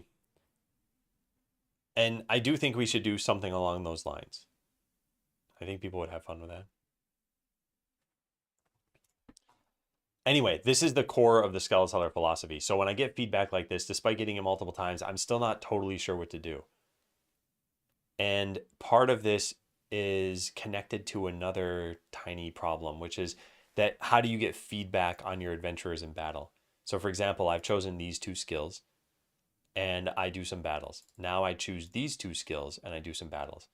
How do you know which one was better? And there are some stats that are exposed in the game. So if I turn that on here and then I just speed up the game a bit, at the end of the battle, we'll see the duration, the DPS you had, and the health. But this is one adventurer. So sure, you could change your skills and see the DPS change, but now what happens when you have a party of 5 people? You're still just going to see a DPS number. We could split it by adventurer, but are people actually going to look at that Then you'd be like, well, the rogue contributed 4 of that DPS, and the other character contributed 5.3 of that DPS. So that means that I need to, whatever, change this skill or something. How much randomness is going to happen where you can't even get a good idea of that? So long story short, I'm not totally sure what to do about this other than lean into boss battles even harder. But if that's the only part that people find fun, then we're probably going to have an issue.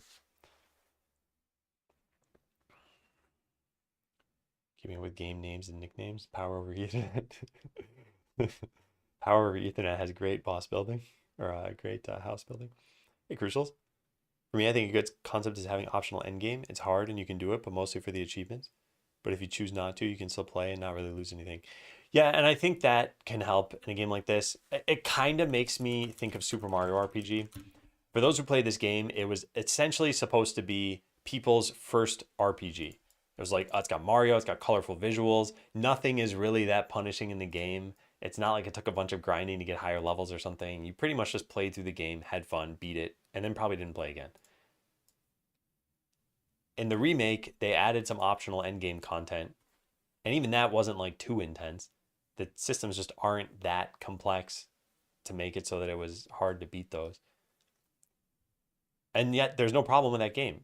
I feel like people had fun playing this game back in whatever it was, 1994, and people had fun playing again whenever it came out, like last year or 2 years ago. People did comment on the remake about some sort of dated game design, but yeah. Anyway, I think the answer is lean into boss battles. I'd look at the DPS breakdown and even breakdown by skill, but I'm a power player probably. Yeah, that's the other thing too, right? Some of this feedback is going to come from people who might do this, and yet maybe 80% of the player base doesn't do this. And is it worth making a set of features and explaining them to users and everything? I think there are ways we can get around this a little bit. So here's one thing I was thinking. What if when you hover over your adventure, it did show you a detailed breakdown of their stats? So it did say something like you used quick strike 400 times. You did 10 crits out of doing that. You did this much damage. And then if you care about that stuff, then great, you can look at it. So I think that could help. Yeah, I think that'd be a good way of doing things. But otherwise, I think it's like lean into boss battles. Party will award the MVP. The character gets a little ribbon. Something like that is a subtle way of indicating who did a lot of damage. It could work, but I don't think that's going to address the underlying issue here of like, okay, I want the strategy of battles to matter more. And also, it would be lopsided in parties where, let's say you send in a party that is like rogue or archer, warrior, and cleric. Like the archer is just a DPS class, so they'll probably always get that little ribbon. But like the warrior is probably going to take the most damage, and the cleric is going to heal the most damage. So there are a lot of little considerations with this stuff. Anyway, for now, I think I'm going to delete this. I do think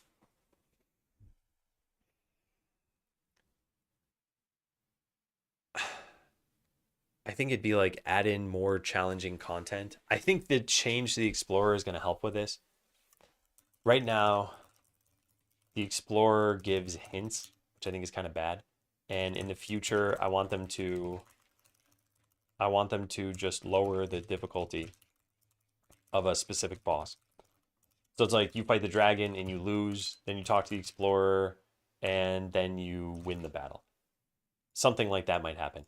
So if people recognize this, and if I tune the battles to be like maybe a little too tough to begin with, then the players who really want that challenge are going to be able to test things out, try different builds. And the players who don't want that challenge will just go to the Explorer and click a button and spend a little bit of money and then have an easier fight. So yeah. Along the above, the only resource that I felt like I was using in battles was HP. I feel like battles need more variety. Maybe mana as a resource and different classes generate or use it, necessitating party compositional choices or damage, weaknesses, and strengths. Basically, since the combat isn't fully idle, I believe you mentioned this on stream, and is meant to be at least halfway paid attention to, I'd want it to require more nuance and strategy. Yeah, and I just don't think there's a way to do this at all without increasing the difference between floor and ceiling. Because let's say we added in mana, let's say party composition started mattering a little bit, but that you got like a plus 10% boost to efficiency by getting the best party composition. You're not incentivized to optimize for a 10% boost. But if I said, oh, there's 1,000% boost to efficiency, then you're incentivized to optimize your party. Because now instead of doing battles in like 60 seconds, you might get them done in like 0.6 seconds or something like that. And that's such a big difference that you're like, oh, I found a good party composition. But even then, once you've done that, you probably wouldn't switch away from it. Also, Crucials, I think a long time ago, I was in a stream and I was just leaving. And then you said, hey, Adam. And I didn't respond because I was like just heading out and I didn't want to come back. But a very belated hello to you, Crucials. I think the main way to overcome challenge right now is just over level with questing. Yeah, and we can balance that a little bit more.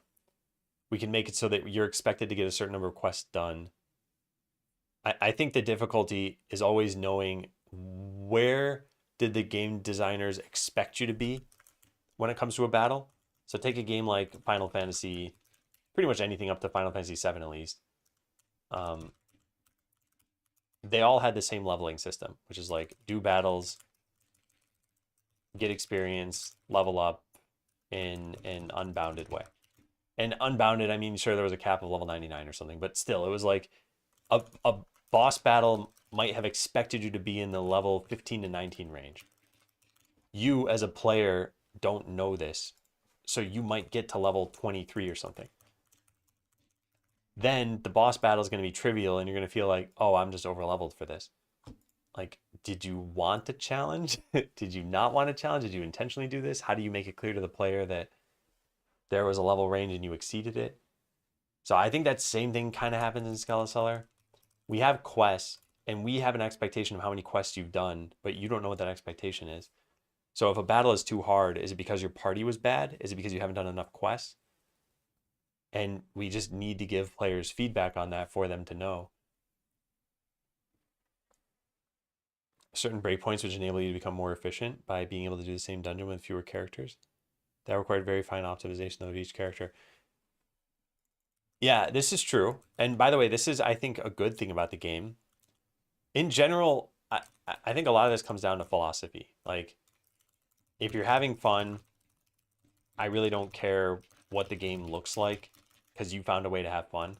And if you're not having fun, then there's a problem. So that's the philosophy. So if there is someone who's playing who's like, I don't know, getting 5 potions per minute, and there's another player who found some way to get 25 potions per minute, I don't see this inherently as a problem as long as both players are having fun. Could eventually be locked behind elites being defeated. Yeah, and to some extent that's already being done. If you look at what the quests require, where did I put this? Yeah, so quest requirements here is small blue potion and a hooded cloak, then just a hooded cloak. Eventually, yeah, this quest that you can only do after beating the dragon. This requires items from beating the dragon. So at best, if you're fighting the dragon, you could have done all of these quests. And then the second number is the reward points. You could have gotten 2, 3, 4, 5, 6. You can get 6 reward points, which is worth 60 health and 6 power. So it's just a matter of balancing that stuff. But I guess my point was you can do 6. How many do we expect you to do? And what's the minimum? Can anyone beat the dragon doing no quests? And like, maybe, I don't know. I just, the real impact here is if you can't beat them and you're not expected to beat them, do you know that you're not expected to beat them and you can go do more quests? But like I said, a lot of this comes down to player education. If you know what the power progression is in the game and you can't beat something, then you'll always wonder, is it my strategy or have I not done enough of the power progression? And if you know that there is power progression, then you can always just pursue that. And that's kind of where grinding comes from in these games anyway, right? In an RPG, if you can level up and a battle is too strong, you'll typically be like, I'll just level up more. Anyway, so yeah, I think this is going to be hard to address without changing a core aspect of the game. I got really bottlenecked with stocking and selling items. Decent portion of my time in mid-game was dragging items to shops or slime because I was grinding specific loot for quests. Didn't care about money, but didn't want them to despawn. Don't know that bottleneck is intended. I'd already cloned, speed boosted, upgraded customers several times. This is another piece of feedback that we get sometimes, and there are 2 parts of this. One is, does the game even give you enough to get rid of these bottlenecks? And 2 is the player using the tools that they have available? So this person is mentioning that they use clone and speed boost and everything. However, there is another aspect that I think a lot of people don't consider, or maybe they don't want to consider it. You might be battling in a location, like let's say we do this. We have 6 adventurers going into one spot. I'm going to enable auto battle here.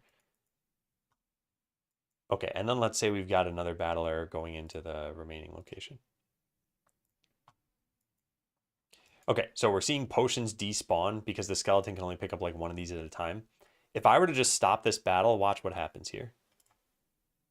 Nothing, because I forgot to upgrade this. Okay, let's try that again. And let me upgrade the cleric a little bit here. Okay, so we're seeing a bunch of potions. If I stop this battle, the adventurers go and pick up the potions. So this is an aspect of the game that I think some people overlook, which is you can be battling, but by battling, you're going to get more items. But by not battling, your adventurers could help you stock those items. So there is some trade-off there. And I think some people want like an automated way of doing this. Like, oh, if there are items, take my adventurers out of battle, then put them back into battle.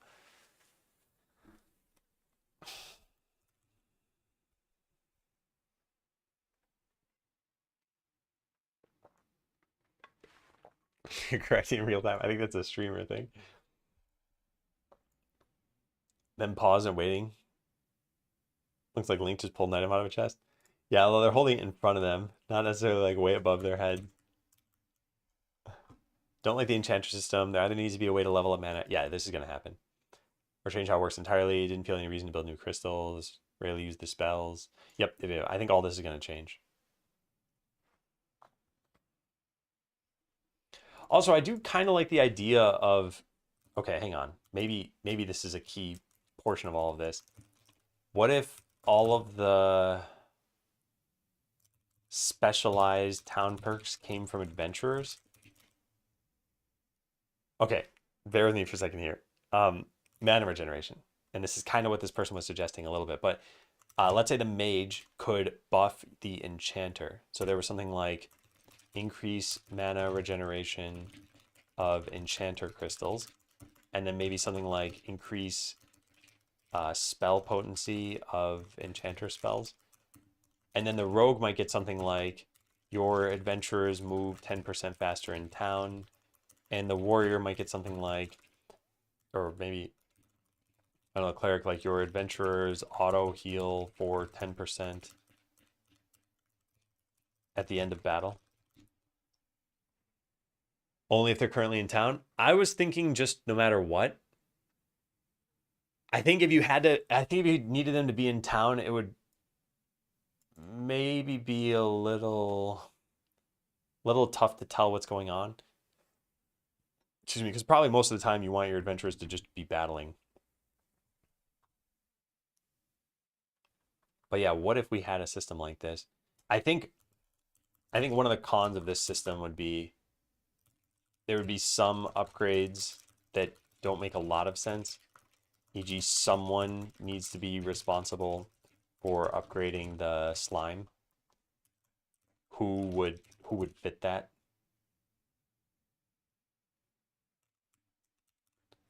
So mage is one of the first two choices, and crystals are fairly endgame. Yeah, that's another problem, right? Yeah. Some of the upgrades wouldn't make sense until a certain part of the game. E.g., the mage is unlockable at first, but crystals aren't until much later. Yeah. Yeah, the other, I guess another con is like you have to look in different spots to find where these upgrades are. Ranger, if the slime is a companion. Yeah, that might work. And maybe we have some, I don't know, like a slime-based adventurer that it makes a lot of sense for. But is this interesting? I guess what are the pros here? I like the idea of adventurer perks, and I don't know that they need to be, I don't know that they need to affect everything. Maybe they can just affect that character. In fact, another way I was thinking of doing this is, what if right now there's a town perk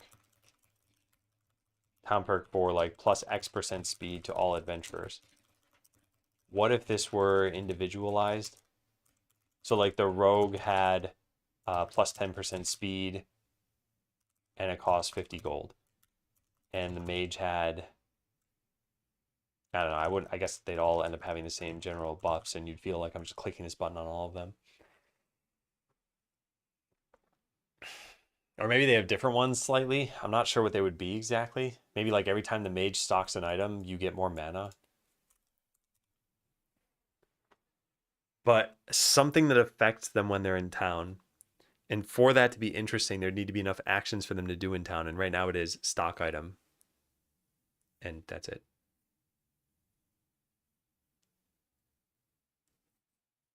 Yeah, although we do need more systems.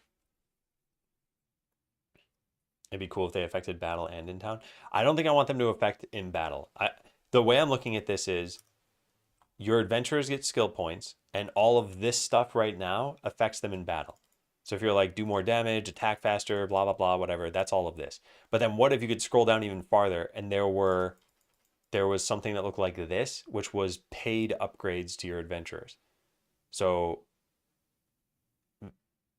they probably none of them would affect battle.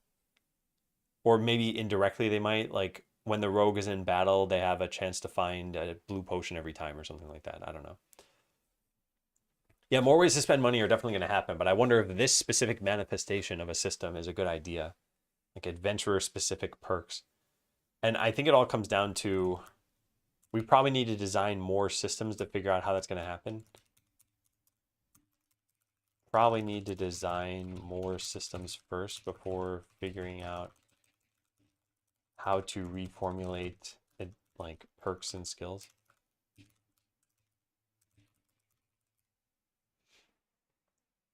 Will we be able to get multiple adventures of the same type? Like do a run with just mages? Yo, thanks for resubbing. Happy 5 years.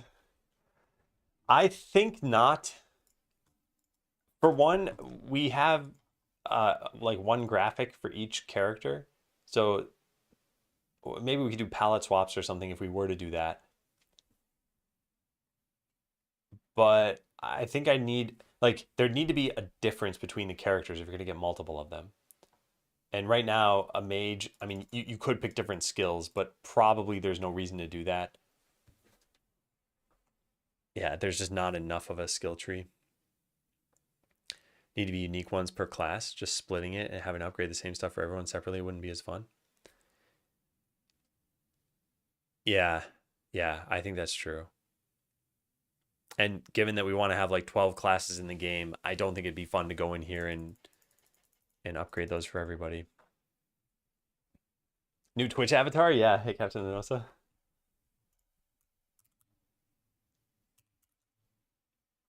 Yeah. Also, when it comes to per adventurer paid perks, we would probably need them to be unique and impactful. Maybe, I don't know. I'll need to think about that. Is today in the title working out? I think so. At least, I think I've seen more regulars use it today. Let's see. How many times? 1, 2, 3, 4, 5, 6, 7. 7 times in the last like hour and a half, hour and 40 minutes. I think the important thing though is that anyone who comes in can then see when someone else typed it and realize what was in there, so then they prevent themselves from needing to type it. All right. I think I should write that down too. Probably need to be unique and impactful. Also, given that there are so many adventurers,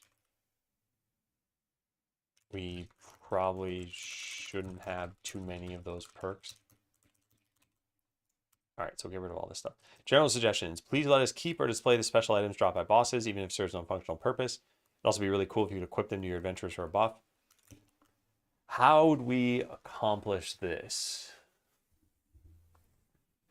Because we have a vault, but we could have like... Oh, okay, maybe those could be the decorations. Maybe we can... Maybe once beating an elite, you can get a decoration. You can get their statue or their unique drop as a decoration. Yeah.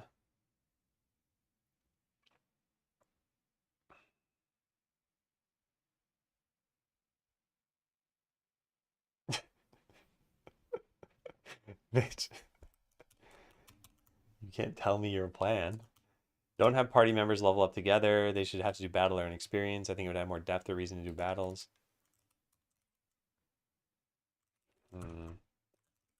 Wants experience and more individualization of adventurers. I have an idea. I don't think I've fully verbalized this or even fully came up with this thought. And I talked about this the other day a little bit, but what if, like, right now there's a problem, which is that all adventurers level up at once, which means you get skill points on all of them at once. So getting a new adventurer means that they come with 2 to 6 skill points already, which means a lot of reading.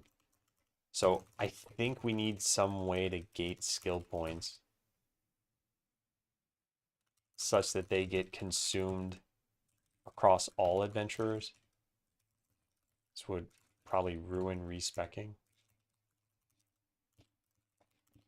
But imagine something like this. Imagine that you, I don't know, let's just say it's a purchase for right now.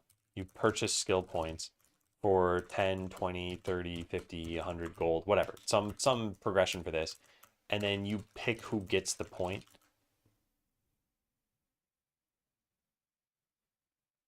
Yeah, there are problems with this system, but just imagine this is a style of doing this. So now you have your adventurers, and let's say we get rid of this thing. Okay, so none of them have a skill point right now.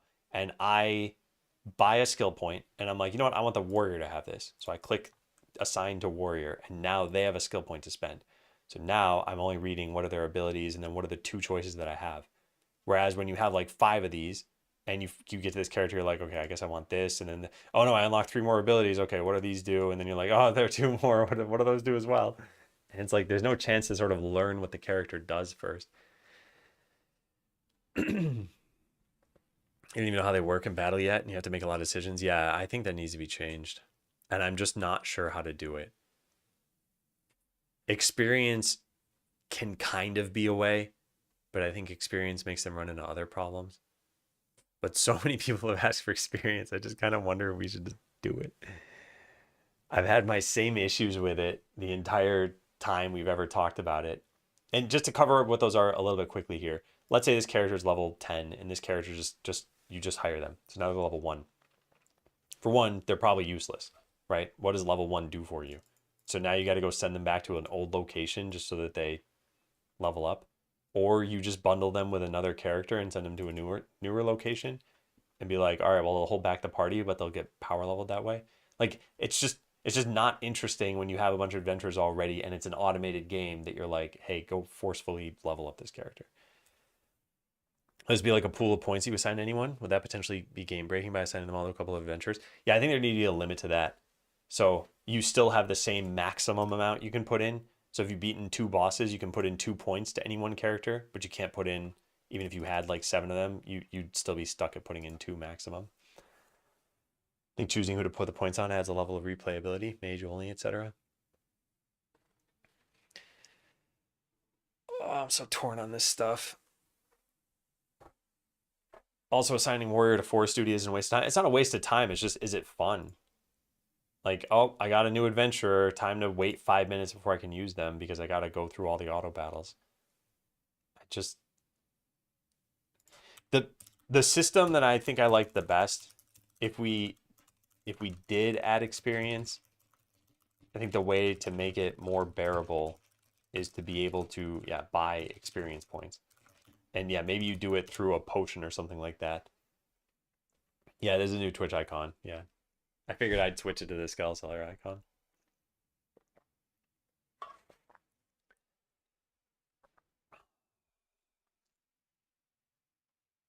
And then I just think, what's the point of even having experience at that juncture?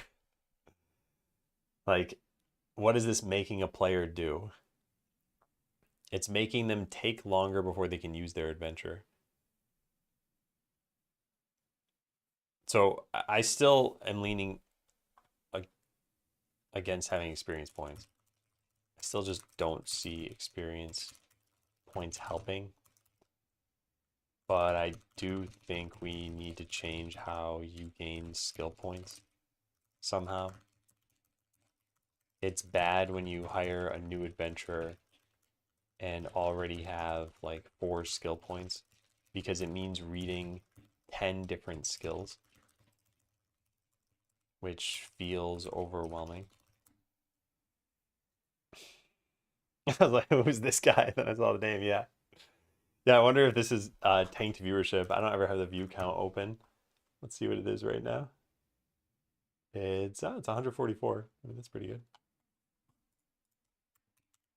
Also, for anyone who's new here and is wondering what in the world am I talking about, I'm working on a game called Skeleseller, and we were originally planning on being in Steam's Next Fest, which would be in 10 days. And I decided against that. And what we had been working on in order to prepare for Next Fest is just polishing the demo that we have. So I just published a new version like an hour ago. And now we don't need to focus on polishing the demo as much. So what I'm doing is I'm looking through feedback for the game and trying to figure out what should we do to address some of the problems that we have. So one of them, as just a quick example, the way that leveling up works in the game is when you beat an elite monster. So for example, if I go fight here and I just force myself to win this fight, it says level up, your adventure is now another skill point to spend. So all of our adventurers at once got another skill point indicated by this little dot beneath these things. So they all have an extra skill point and I can go in and I can assign that skill point. And that's great for level 1. But then you hire a new adventurer and they come in with the same number of skill points that your other adventurers have. So you get a new adventure and you're like, okay, what are their abilities? Okay, got it. Now what do I want to put a point into? And then you go down this tree and you're like, I had to read 10 different things to figure out how to allocate my bundle of skill points. I think that's kind of a problem. Take longer equals get to know a new adventure. In a game that you manually played, I'd mostly agree, but probably the way it would work out with experience points is you would be like, okay, I got my rogue. They're pretty much useless. Let's go auto battle in the forest. And you just don't even watch the battle. You're like, okay, cool. We know that's going to take like 5 minutes. So let's go start dragging potions over here and manage a town. And this is happening, but you're not paying attention to it. And are you going to make it grayed out like D2? The skills and stuff? Yeah, probably. We got to fix that. You're only allowed to enter one Next Fest. Correct. Yes. And yeah, that's why it's better to wait. The short rationale behind it is, excuse me, if you look at the last even just 2 weeks, the amount of improvements we've made is what I think we could probably expect for the next 2 months even as well, maybe multiplied by 2 or 3. So by the time we get to the next Fest, new players will see an even more polished game and it'll be even better. And other little things too, like even, I mean, the game plays a certain way, but then I'm working on a new music track. It's like right now it's just cycling between track 1 and track 2, and that's all we have. Imagine having a third track in there, and it's like, huh, now I'm not listening to the same 2 things over and over and over. So even things like that, it's like more content. And there's a limit to how much game content you can have. Like imagine this map had 400 nodes on it. We're not going to have all those in the demo. We're still going to only have you go through roughly this amount of map. So content-wise, I'm not super concerned. I think there's enough content for the demo already. But yeah, polish-wise, like music content-wise, that sort of thing. Anyway, we got to think about this. I'll jot this down for later. A small cutscene or cinematic when defeating bosses would make it feel more meaningful. I agree it would make it feel more meaningful. I wonder how we would do this. Because this is mostly an art burden. Yeah. But I'll jot this down. I think it's good. 3 tracks? This is a professional game. Hey, Batman. Nudge gameplay loop to reward strategy somehow. Only thing I can think of is by basing loot drops off combat success speed, and I'm not sure that's a good idea. I want to be incentivized to make meaningful choices. Yeah, so the whole meaningful choices thing. People want their choices to matter more when it comes to battles and deciding where to fight. Cutscenes are such a time suck to make. Yeah, well, and I'm not an artist, so it's not like I can do that stuff myself. So I need to get Quickie Joe to do it. So I'm going to just jot all this stuff down over here, and then we're going to need to go through this and tackle it. So there's that, and we've gone through one piece of feedback. Just like 400 more to go. This person said, I'm not in the Discord. I'd like a sorting system in the storage area, maybe a couple of keybinds to quickly place items in shops. Probably like an upgrade you need to buy. To be honest, I have many more ideas, but it'd take a while to implement them. Thanks for making a game I like. Yeah, the keybinds. I talked about this somewhere. I mentioned something like a radial menu. Where? I don't know where I wrote that. Hang on a second. Let me check my phone notes really fast. Is there a find in page? Yes, find. Because I just want to make sure this is written somewhere. Hmm. Okay, well, let's write that down. Because I think it's tracked, but it doesn't hurt to just put it down again. Someone wants keybinds or a quick way to move items to their destinations, even if it requires an upgrade to unlock this. I mentioned a radial menu somewhere that could help this sort of thing. What I was picturing is right now you drag an item to its destination. So if I want it on the slime, I put it on the slime. If I want it on the shop, I put it on the shop. But what if as soon as you started dragging an item, like I move it even a couple pixels, now a menu pops up, like a circular menu. And when I drag it to the right, even just to right here, it puts it on the slime. When I drag it up, it puts it in the warehouse. When I drag it left, it puts it in a shop. And that's it. So you just be like, oh, I want to sell all of these items. So just left, left, left, and you wouldn't need to move very far. I think even something like that could be really good. And I do think it should be an upgrade because I like the idea of manually moving items all the way to their destination at first. But yes, it does become tedious. I would do that with a keybind, not based on movement. Yeah. We could have like a radial menu and it says like 1, 2, and 3, and you could just press 1 on all of them. Maybe even hovering over an item could do that.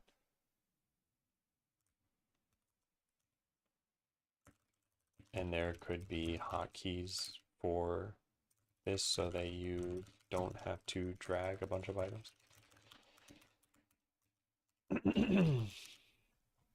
But I think that's cool.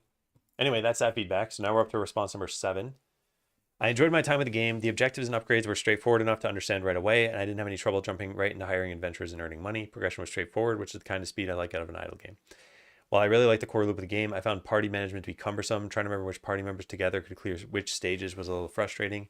It's also a moving target since it kept getting stronger. Dragging and dropping items manually one at a time was unpleasant after a while, especially with some game slowdown I experienced probably through Google Remote Desktop. So party management being cumbersome. They mentioned something that I haven't really heard a lot, which is, let's say you're going and fighting in the volcano and you bring the witch doctor and the archer. If you lose there, then you might try a different party composition. Maybe try the mage and the archer.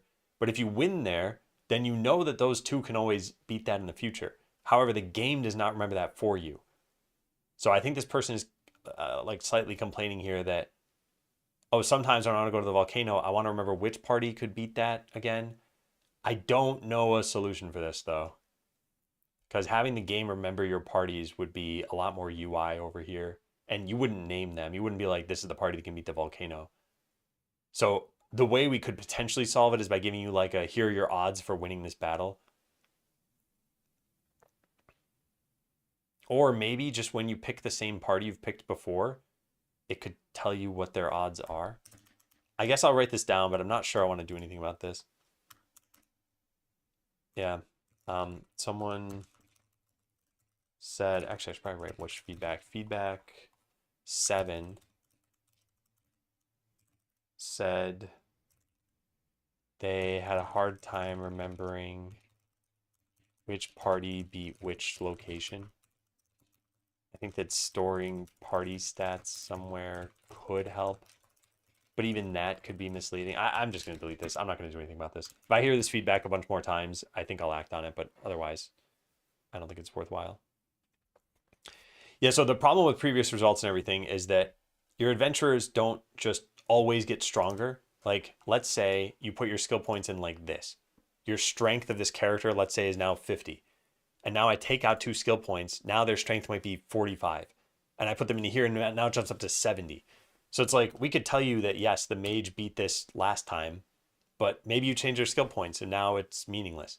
Maybe they just got lucky. They like barely won with 1% life and they're going to lose the next 900 battles. So it's like, should we even include that information? I just don't think so. Plus, I think I've only heard this feedback from this one person.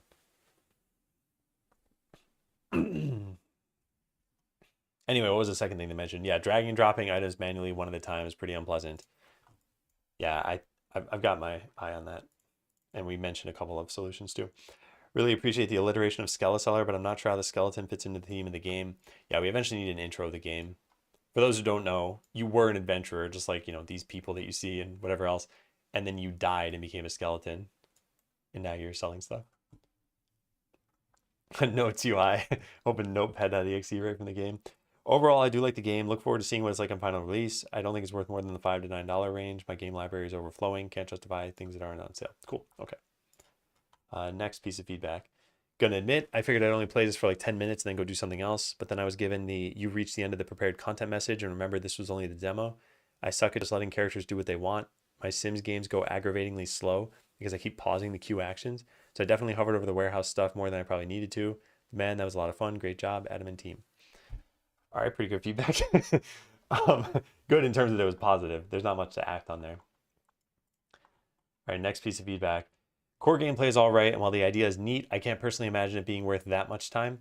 I believe if it were to be continued, the player activity would likely drop later down the line massively, or rather, I'm not certain how it can be kept so actively playing every now and again will feel satisfying.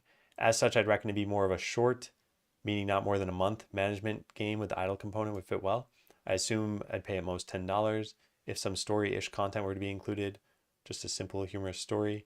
Current state, if just expanded to be able to sink more time without any real changes, I'd pay only $5 or less for it. All in all, while it's quite neat, I believe for it to be a longer lasting idling experience, it's also enjoyable. Something essential seems missing to keep hooked and balancing it to not be too quick nor too short.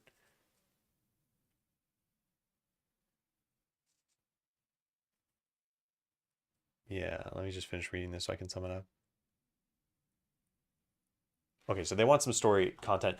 I mentioned, because I've read a lot of this feedback before, I mentioned that this specific one basically said something like, I want to play this game idly over the course of a month.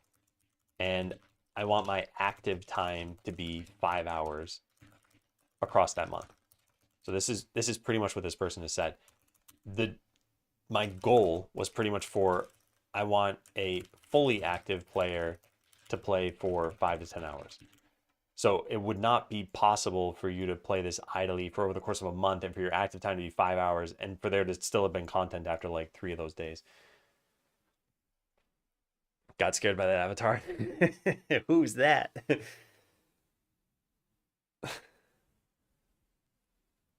So this is the kind of thing that I think just doesn't match the vision of the game, but I think this person would probably still have fun based on what they wrote. And I think we do need more systems.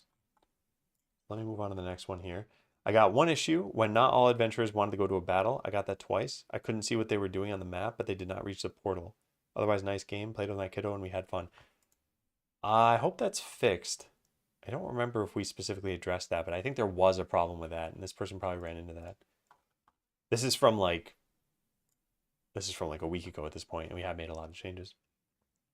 Game needs touchscreen support. Really fun game. Hopefully it gets more customization and activities for the town. Farms, pets, mining ores, crafting, cooking, endgame progression, rare materials to grind, and deeper RPG elements. Art style spot on, looks great. I talk about this sort of thing a lot, but look at these suggestions here. Farms, pets, mining, ores, crafting, cooking. It's pretty much like, I want every RPG system in this game. And I find this interesting because I think a lot of games have turned into this. Like, how many survival games out there have all of these in there? And now if a game didn't have that, you'd be like, yeah, it's nice, but it'd be cool if we could cook food and get buffs or something. And I don't think it's problematic to want a certain thing out of a game. It's almost like there are like default expectations out of a genre at this point. And then if you deviate from those expectations, you're going to get a lot of those comments on your game. And ways that Skeleseller does this is like, we don't have equipment in Skeleseller. And the number of people who've asked for it is outrageous at this point. And I don't want equipment in the game. Like, I have very detailed reasoning for not wanting it. I think it only hurts the game right now. Maybe at some point in the future it might make sense, but for now I don't feel it does. And yet we get so many comments asking for it that it almost makes me wonder, like, at what point do I just capitulate and do this thing so that people stop asking for it? And this all comes down to what is the game you envision versus what is the game your players envision, and how do you set expectations to bridge that gap? Hey, Fullbox. Fullbox, I want to thank you. I actually have a note on my list to reach out to you. You have successfully convinced me not to be in the next fest that's coming up. And it was all by being in your stream yesterday that prompted that. So I appreciate it. In fact, I shall gift you a point. There you go. Blame Minecraft and Ark. I don't think it's like Minecraft and Ark brought those about. I think it's just, if you think about a game in, let's say, before the year 2000, you couldn't have all of these systems in the game. It just really wouldn't have been doable. It wouldn't have fit on a, maybe not 2000, I don't know, maybe like 1997 or something like that. But still, think of like a Super Nintendo game that has all of these things. And it would be like, okay, now the game kind of has to be focused on just that. Like most games chose a focus of like just the battling system or like a town management part of the game or something like that. Whereas now I think we're at a point where the scope of a video game is not limited by the hardware, at least not in most people's cases. Like if you want to make an indie game that has every single system you've ever heard of, you could do that. And it's just a question of like, what does the player expect and what do you want out of your game, I guess. What made you take the final decision? It was looking back at the last month or so and seeing how much has the game improved and then just kind of extrapolating from there. Like if you were to draw time on the x-axis and quality on the y-axis here, generally your game should go up. I don't know if it's linear, I don't know if it's exponential, but it should go up over time. So if we're here right now and I was planning on launching, so next fest would end up being like right here, then wouldn't the quality just be much better if we chose it 3 months in the future? That was pretty much the thinking for that. And I think it's going to be the case. It won't entirely be because we have like two major things to do. We have new systems and content, and we have polish of existing stuff. And not all new systems and content are going to affect Next Fest. And I was just saying this earlier, but like we've got a certain number of locations in the game. If we add another 50 locations, the demo is still going to stop after about 2 hours. So we're not going to let you get to boss number 5. We're going to explicitly cut you off at some point. So at some point, the new systems and content actually don't improve the quality of the demo, but all the polish obviously does. Hey, Elvis Hero. So anyway, going back to this, this person wants all these different systems. I think we are going to add some more systems. So I will just jot this down as like wants more systems, cooking, crafting, farming, etc. Do the people who give this feedback know it's only one guy doing everything, or do they think this is a team of 20 people? They almost certainly don't know how many people are working on it, but I don't think that really matters. Your expectations are your expectations. And I think the only time I can really kind of truly push back is when things are totally out of scope. So for example, if we were to turn this into like a fully 3D game with like animated cinematics and motion-based rendering, where like tack on whatever features you want, like VR, AR, we can't do that stuff. we don't have the time or the budget to do that. But when it comes to like, oh, hey, could you add a new system? We could, especially when it's a mostly development-based task and not an art-based task. No need to go too deep in the demo. It's supposed to be a taste test. Yes, exactly. But I think what I'm trying to get at is more bake time for the game overall does not necessarily translate to more demo quality or higher demo quality.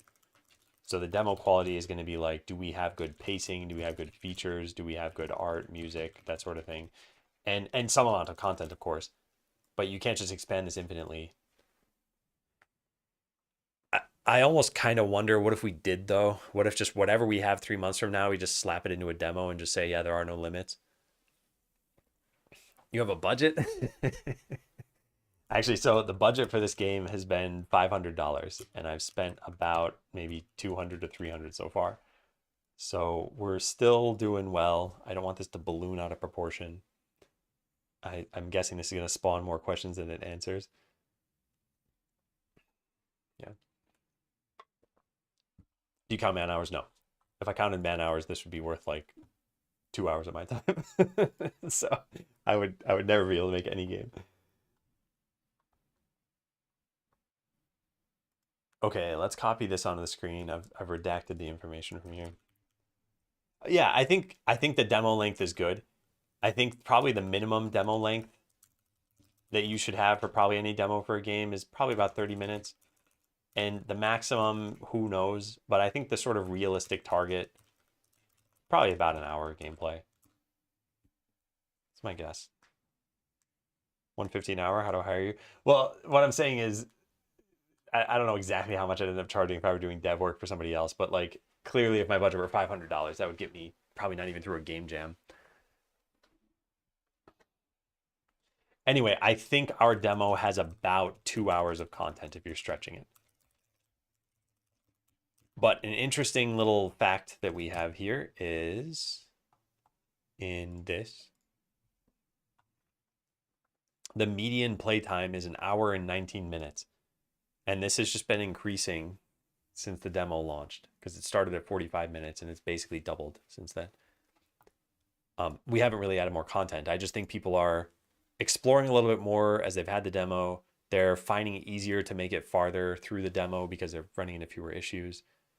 So I feel like this is just about perfect.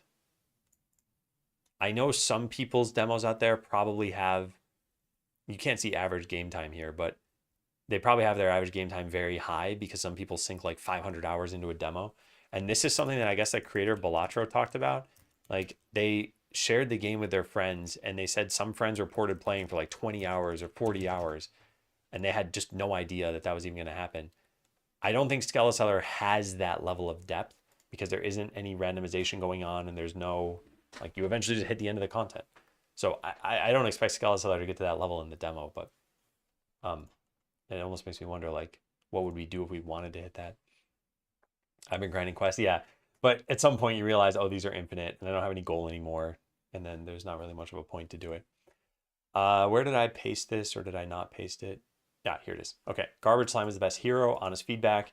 There had to be a serious amount of additional content for the price range to increase above 15 for me. More maps, loot, and shop upgrades are neat. Here are a few ideas for this to be a solid pickup for me and others on launch day. More adventure customization, like equipping, which like I said, we get the suggestion quite a lot. Collection, achievements, or monument to display all the rare fat loots. Team building. Oh, you know what? If we do that, I wrote that down somewhere. Let me... Decorations, yeah. Unique drop is a decoration. The unique drop decoration could have a special tooltip that makes it clear that you can't sell the item. Maybe it's desaturated in some way. I don't know. You have to make it clear. Demo median time is 20 minutes. Oh, cool. Yeah, okay. Yeah, I think for a puzzle game, it's like that probably does give you enough of a taste of what the puzzles are like. Okay, so this I think is already kind of, it's jotted down at least. This I don't know yet. Team building, assign groups of heroes who adventure together and use these groups on map selection. I think they're asking for a UI improvement here, although it's hard to say. Because currently you can already choose, like, I want the warrior, the witch doctor, and the archer to go fight somewhere and start a battle. And, like, there they go. They're walking in the portal. And we'll just speed this up. And now they're in a battle together. They must have figured that out. So I think they're asking for a way of you being like, I want party A in this one and not have to click the party to do that. However, we've also, since they played, I think, added in this edit button, which maybe that'll make it easier for them to be like, oh yeah, there's my party. Now just go to a different location. And yeah. Someone gonna make that joke? No, they did not. You don't want to alienate your players. Like I played Baba as you for like 45 minutes before giving up. So I don't want people that play the demo to give up. Out of curiosity, what made you stop Baba as you? Was it a difficulty thing or not liking the game? Because I eventually gave up on the game as well when it got too hard for me. And I was like, I don't want to look up guides or anything. And I couldn't figure things out.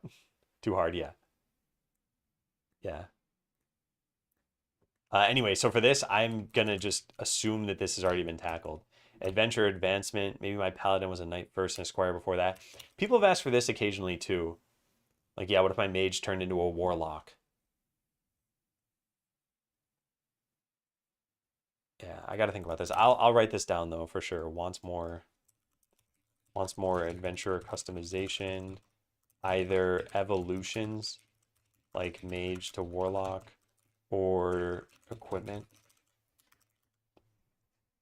That's a tricky thing with the demo. Give enough for people to like it, but not enough to be satisfied. Yeah.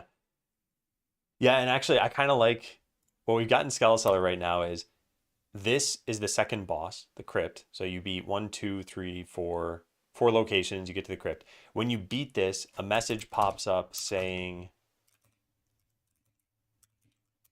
this: congratulations, you've beaten the dragon. This marks the end of the prepared content. You can play around, but things won't be balanced, blah, blah, blah. And a bunch of people are like, cool, they dismiss the tip and just keep playing immediately. And I think it's good that they know, okay, this is not balanced. This isn't like, we didn't intend for you to really have a ton of fun playing this, but some people really want to like beat the demo.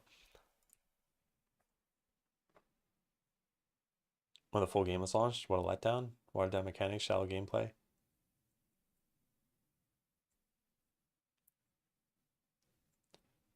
Yeah, I think I'm laughing because I just wrote a little satirical piece that I never shared with anybody yet that kind of talks about this.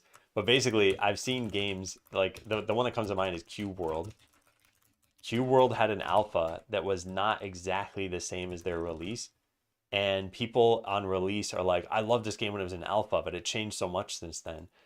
And it's like, I kind of wonder, would anyone ever say that about Skeleseller? Like, oh, I liked when this game was just selling items and now there are too many systems or something like that. Because the odds are that for any game where people do complain like this game used to be better, is that they got some feedback and just iterated on feedback enough to get to beta and then iterated on feedback enough to get to their release.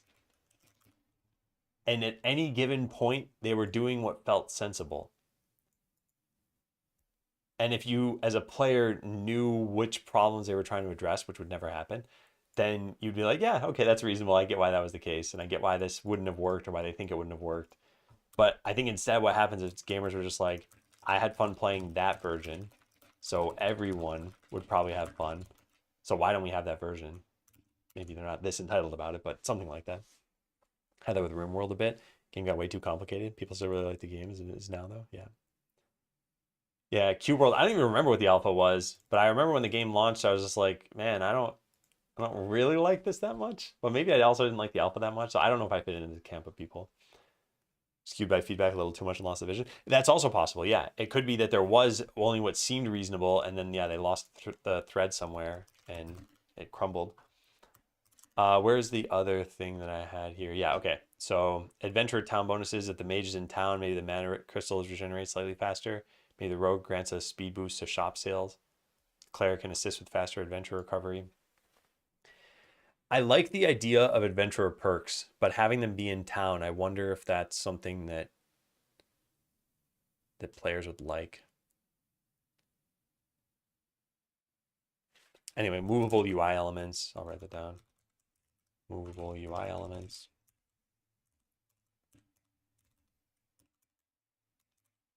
Equipment. Putting your game against the internet can be rough on the ego. You can easily lose what makes the game unique by listening to unrealistic feedback. Yeah, and that's, I mean, there's stuff I've been pushing back on. I keep hounding on equipment, but like, I don't want equipment to be in Skeleseller. And I made a game a while ago called Ophog, and this game had some similarities to Skeleseller, so I'll click one of these nodes. All my adventure guys will run over there. It was like a reverse tower defense. You put down these characters, and they would walk across the map and get into any battles across the way, and they just fought sort of in real time here by flinging projectiles at each other. And this game had an inventory system where you could equip items, and I've been thinking about this a lot more. Like the items did have stats and even some unique stats. If I just bail out of this, how do we forfeit? Okay, so let's look at this one. 10% chance to leech 100% damage dealt on attack, 1% chance to cast regenerate when damage is received. Like in this game, I think you make some kind of broad assumption and you're just like, you know what? Yep, sure. Equip this and equip this and equip this. And you're like, yeah, that looks good. I think that's all that would happen with equipment in Skeleseller. People would just be like, yeah, it's good enough. Yeah, this looks fine. They're not going to optimize unless the game gives you a reason to optimize.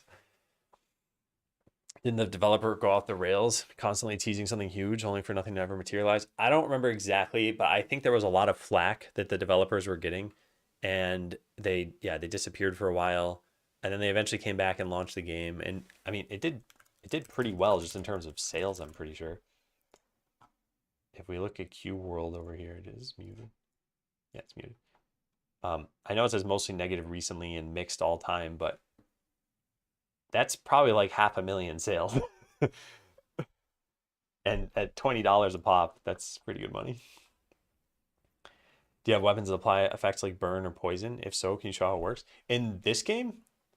The old game? Because Skeleseller doesn't have equipment. So I assume you're talking about this. But I don't know. Yeah, there's stuff that poisoned on attack. I don't exactly know how this looked. So let's see if we can find out. Oh, I guess we need to not like auto kill guys. Oh, that's an archer. That's not going to do it. Yeah, so we put these down. Oh, I think they're just one-shotting everything. Okay, hang on. Let me go to a different area. That it could be found and posted and then used. The rest. Uh, yeah, yeah. I have thoughts on the replayability of the game and whether it needs to be replayable. All right, let's see. Is it obvious what poison looks like? Are they going to even find enemies? Ah, there we go. Now they're one-shotting him again. All right, I don't know.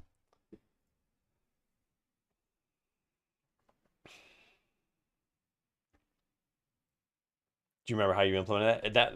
That game is open source, so you can take a look at it if you want. Okay, so I desperately have to take a quick break. So I'll be back and then we'll keep tackling feedback. We left off on number 12, although that should be obvious. I'm going to leave the tab open. Is it jump time? Is it jump time? It's jump time. Okay, chat, type join if you want to play in Twitch chat. I'll be back in a little bit.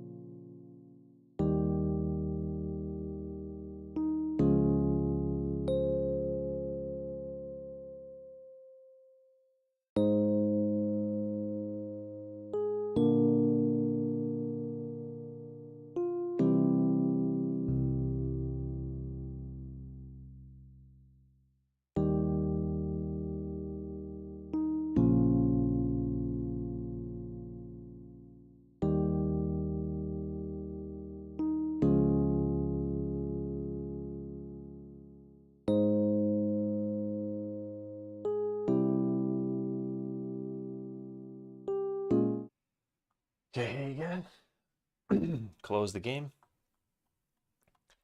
Let's keep moving forward with these pieces of feedback.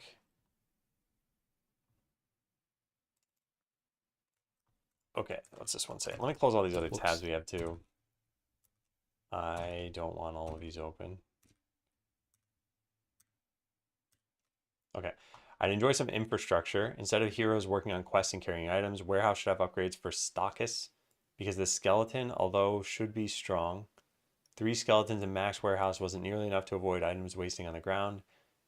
Some more buildings to create items instead of just receiving items from quests. Said quest sources the ingredients and some items. Then the building will make sellable stuff. This way you can do later quests and use ingredients from there to make basic items for those quests that need 30 plus items. At some point, it would start to get intricate. Need 2 or more buildings to make more advanced items, like a potion maker to make poison, blacksmith to make a dagger, and enchanter to make a magic poison dagger.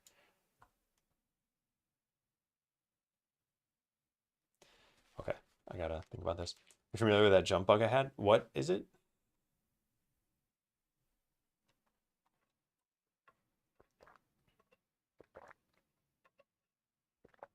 Oh, you're trying to jump at 89 degrees so that you know the way that the system works is straight up is 0, to the right is 90, and to the left is negative 90.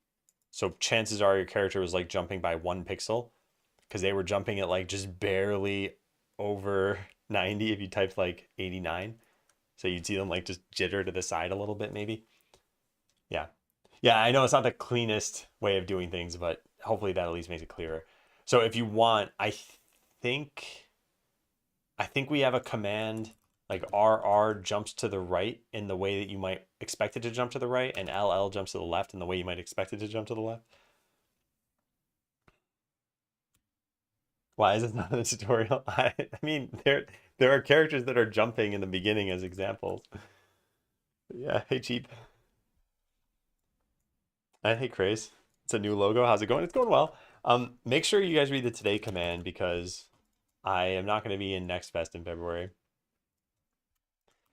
All right, I'm not totally sure what to do with this because I think there are some nuggets of ideas here that could work.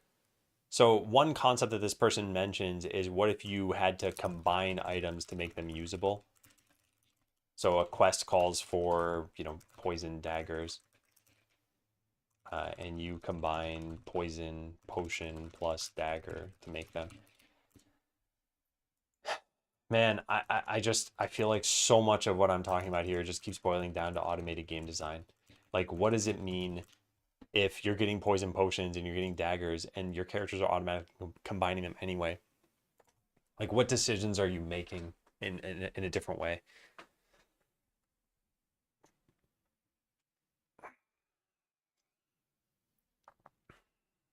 But I do think we probably need some concept of like item transmutation.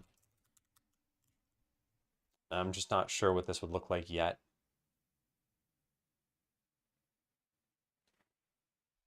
But like feed this any 5 items and then get out any 1 item of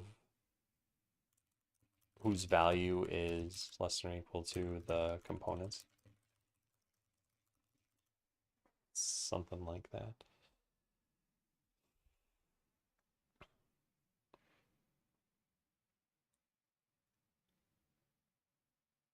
Yeah. I don't know. I gotta put some time into this. Anything else that they wrote here that would be interesting to write down? I think it's mostly that. Wants a system of combining items.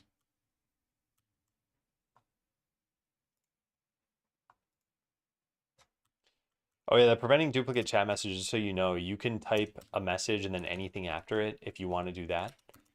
So you just type some arbitrary number of A's afterward and it'll allow that through. But yeah, your way would also work too. But yeah, I think just most people just append some like random letter at the end.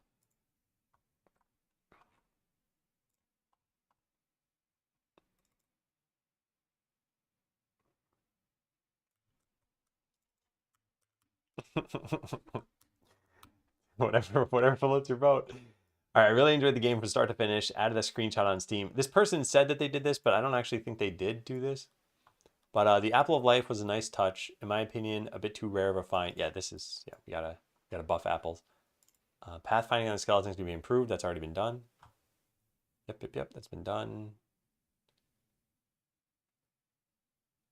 Yeah. This part, what is this about? Just have them drop whatever's in their hands can be a very expensive thing to do. Yes, I may move it manually, or my clones may do it for me, but there's the pathfinding that comes into play. Yeah, we're not gonna address this part, but maybe it's gonna be partially addressed by the other things I already changed. Other than what's mentioned above on the pathfinding and storage, I really rather enjoyed the game, but I'll suggest that elite items be transported to the secluded storage area if there's room for it, so the player might choose to sell it at an opportune time. Those items are more expensive. It's an interesting suggestion. Consider spawning boss items directly into the vault. Good work. Game's been wishlisted. Okay, cool. Yeah. All right, what's next? I enjoyed the initial on-ramp. Excited to see how this evolves. The music is good, nice and chill. That's it. Okay, this one says, very little content at this point. Let me copy paste this over. Very little content at this point. Skeletons carrying or picking up items they can't place run around endlessly. While sales stands that could be equipped remain empty. So we addressed the first part of this, but the second part, I think we need to fix that potion shop thing. Anyway, then there's suggestions. They say equip adventurers, queue hunting grounds, switch instead of waiting for the fight to finish. This has been addressed. Not in queuing, but in terms of just overwriting it. Crafting, story, similar games out. Find something to make this unique or interesting. I enjoy building or upgrading towns, villages, automation, quality of life. Anyway, you can see the same general, like, okay, I want equipment, I want crafting. I don't think we're going to do equipment. Also, I feel like making this unique or interesting is a marketing thing. And if you find the game fun, that there are no problems with the uniqueness of a game. But anyway, I assume this person did not like the game. And it's hard to say. I hadn't required the question of I had fun playing the game. So they're the only response I've gotten in every single response I've ever had where they just didn't fill us out. So it's hard to say. And I don't know, was it only not required for this one survey or was it always not required? Anyway, I'll have to think about this. But yeah, more systems and more content. That part's known, and we will definitely be doing something about that. All right, couldn't find a channel. Coming here and said, two tiny things I want to say about the game. First, regarding the intro music, the last bit sounds very discordant, like when two songs are overlapping each other, but they don't fit. It's when the third and fourth parts are melding into each other. What are they talking about? Title theme. I don't know if I made any changes. I'll just say yes here. So when the third and fourth parts are melding into each other, I'm guessing I consider this to be like the first part, then this green bit to be like the second bit. So maybe over here.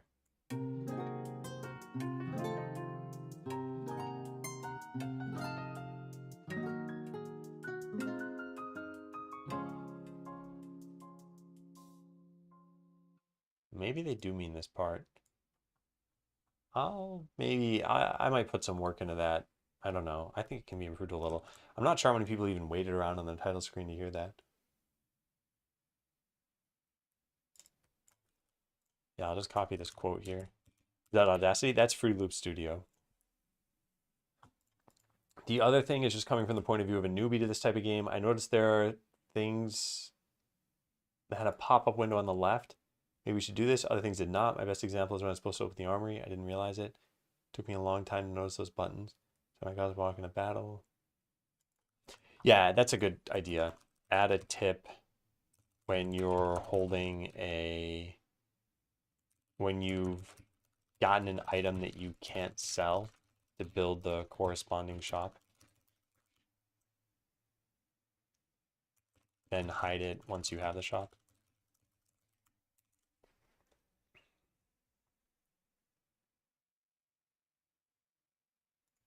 Okay.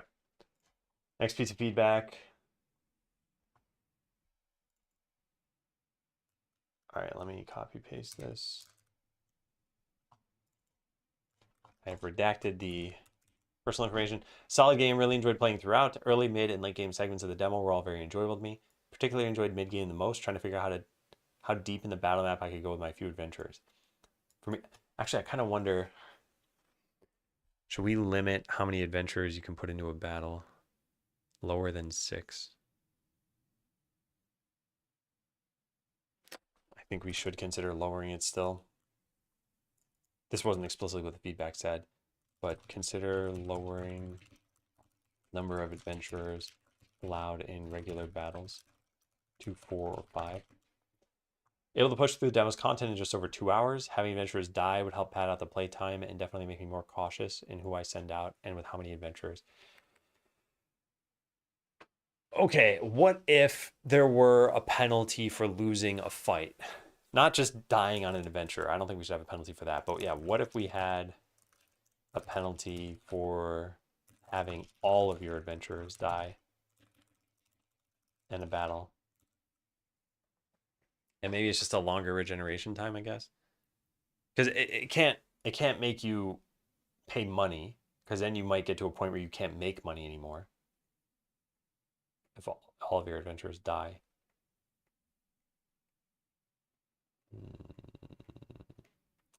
I think there's already a penalty, and it's just how much does it take to regenerate. I guess there's not too much of a difference between fully dying and ending at like 10% life, though. I'm not sure. Yeah, I'm not sure. Going by maximum rank that adventurers can become, that was listening to the demo, I'm assuming roughly the same number of hours to progress to such an extent, which for me, finishing the demo at 2.5 hours would be about 6.5 hours. Totally fine. Yep. Yep.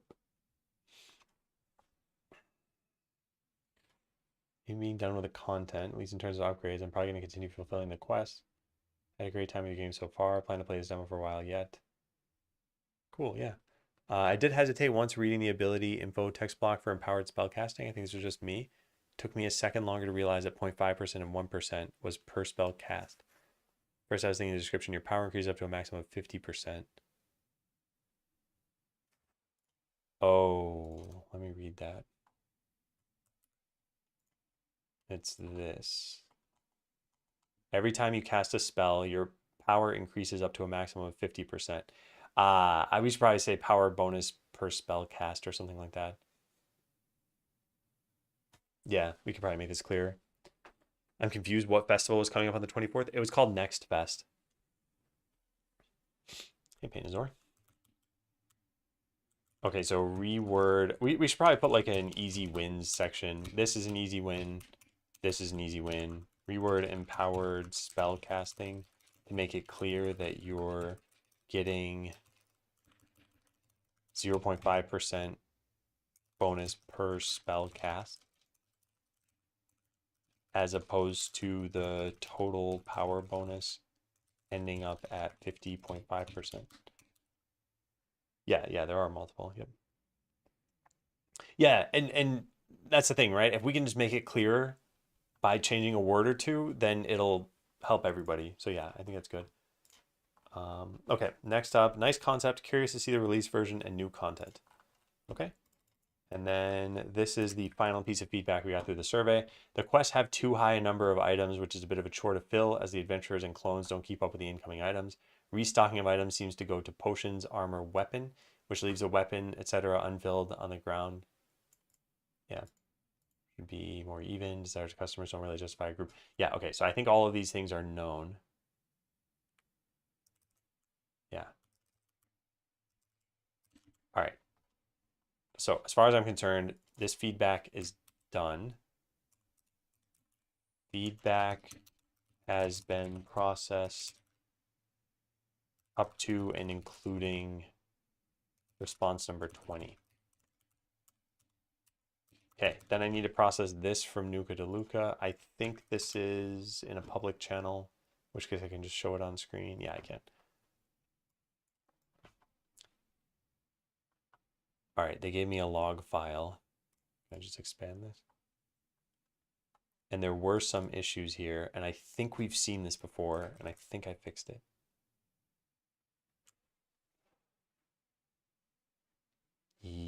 yeah, I'm nearly positive I fixed this. Hang on though. I remember vaguely what I did for this. What date was this?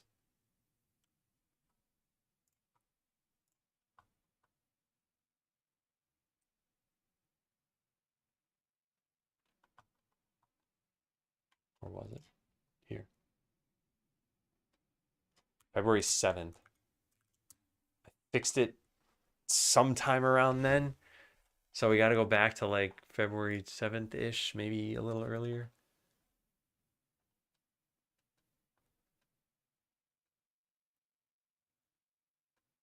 No, none of those.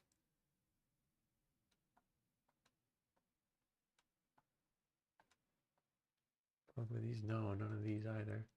Maybe it was a day just before that.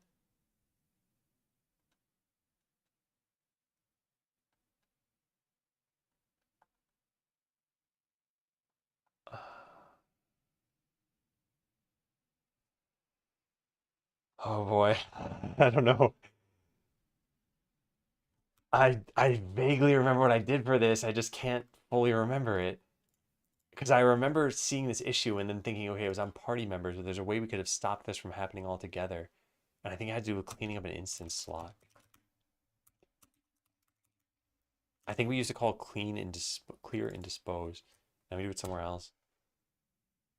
It wasn't the bug with the item drop tip. It's not happening here. All right, how about this? Let's look at the history of those files then. So I'll go to instance slot and look at the history of this.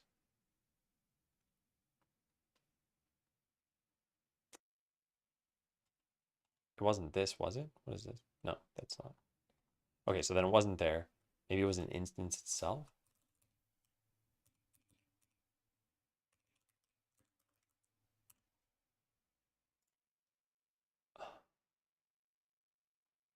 Fix subtle issues around starting battles. It was probably this.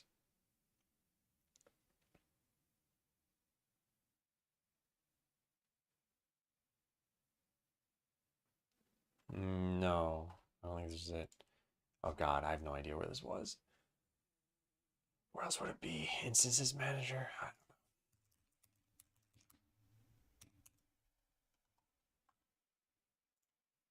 I'm just.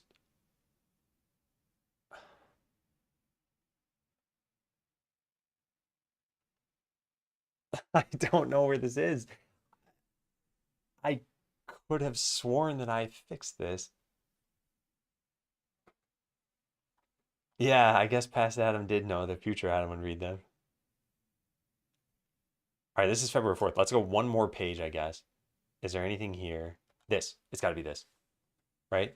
Start a battle, walk into the portal, go to the title screen at this point. No, it's not this. We're going to find this. We're going to find it.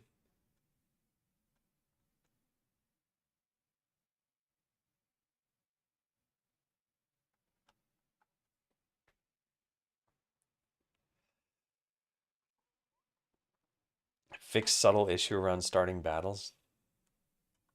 Fix bug with instance map disposal. It sounds like this.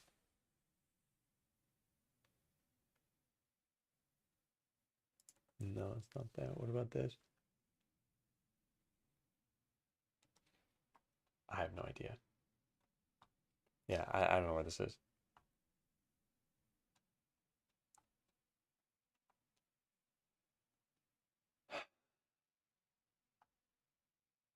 Yeah. Well, who knows? Yeah, localized Mandela effect, Apex skins. Did you have a way in VS Code to increment a bunch of numbers sequentially? Are you just asking in general, or are you saying related to this? Like if you have like 1, 2, and 3, and you wanna add one to all of them? Because yeah, I just use VS Code eval for that. I think I've got the link should be in that video. Yeah, in general. Yeah. That's VS Code eval.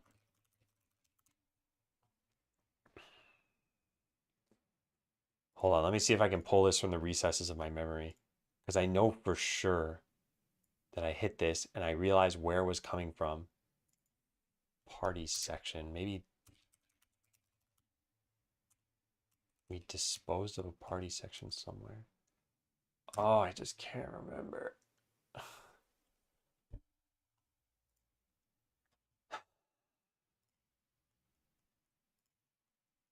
Let me look through this one more time. Last week is what date? February 5th. And this thing was when? The 7th? Oh, no, it wasn't from the 7th. I asked to grab the logs. It was actually from the 3rd. Oh, so then it could have been further back. Okay. Hold on. Let's go back to here. Is it any of these?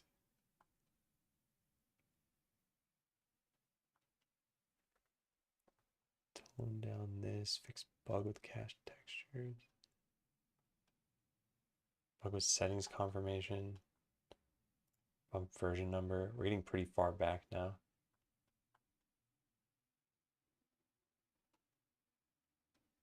I don't see it. Yeah, I don't see it. I don't think it'd be even farther back than that, unless they were playing an old version. I don't know.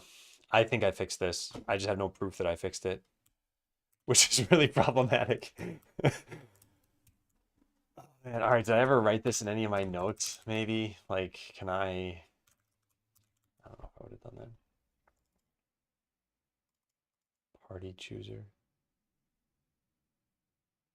Oh, maybe it would have changed an adventure state or adventure component or something.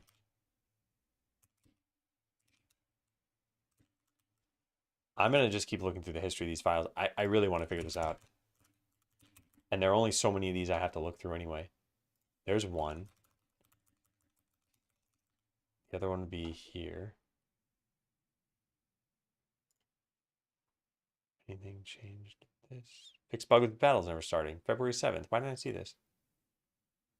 Yeah, this is it. This is the first one in London water state. Now adventure to put back in the water state.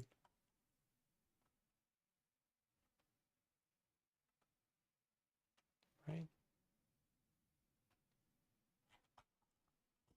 I think it is. I don't know. I'm gonna stop looking at this in just a sec.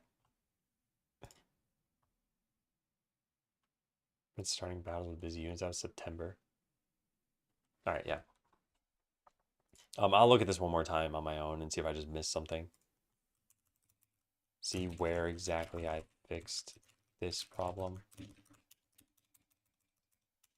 All right, and then the last thing I need to do is process this message. This was shared by Ski Dog's friend.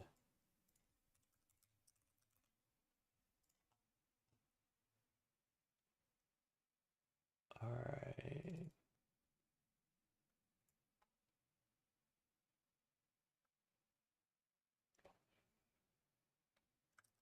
Okay, yeah. Let's copy all this over to here.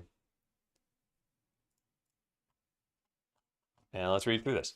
The tutorial is kind of lame. I felt like after the first few steps, I was like, it was like, LOL, figure it out. Yeah, we've added a tip since then that hopefully has addressed this.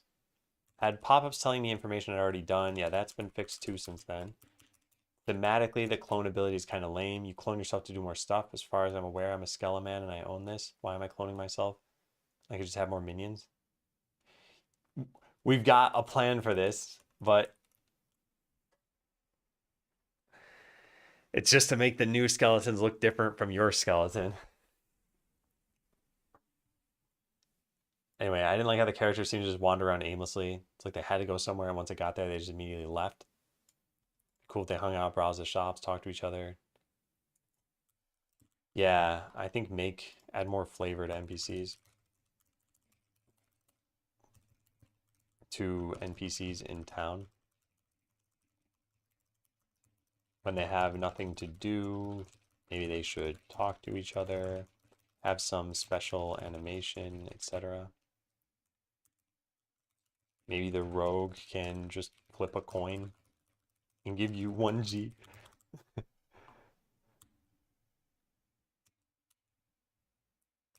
Speaking of fake world, customers never leave or do anything besides wander around aimlessly and buy loads of stuff. What I noticed at least, be neat if they actually bought the item held above their heads like everyone else who carries the items. Yeah.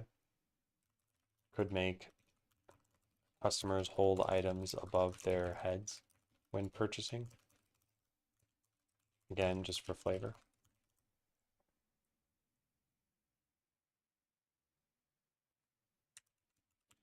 We need if the customer is pulled from random appearances when they leave and come back, so it's not just the same dude buying a ton of stuff. This is actually intentional that we didn't do this because we only have like 20 customer graphics and you eventually get 20 customers pretty much.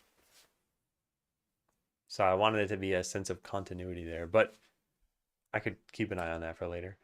Thought it was weird that it's better from a min-max standpoint to steal the items that fall from the portal and feed it to your slime. Yeah, that's going to be addressed at some point. If I fill the slots on a shop manually, the NPCs who are carrying their stuff to the shops to stock it will just leave with an item and wander around. That's been fixed. Yeah.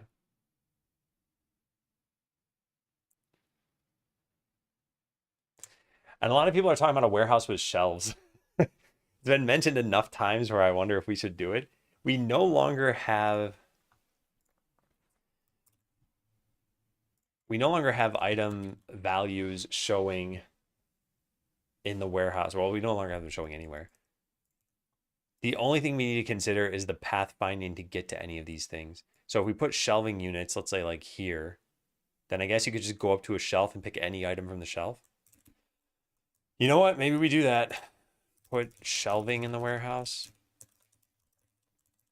This could work just fine as long as NPCs only need to path to the shelf itself and can pull any item from it. Yeah, we could stack things more densely if we did that. I had a mock-up somewhere that originally had item displays like on top of each other. Yeah, this one. It's going to be a negative color, but this is what we had planned for the storeroom originally. You'd have like 4 item displays right next to each other, and this looked fine. The problem is once we added in text that said like 4G on top of an item, now you can't stack things on top of each other because you'd have these labels blocking one another. But we got rid of the labels, so we can put them back to one another. So I think even something like this layout would make the storeroom feel a little bit cooler, and all the items would still be accessible too. So anyway, something like that. We no longer render cost labels above items. So it's okay if 2 items have no space between each other. Yeah. All right, what next?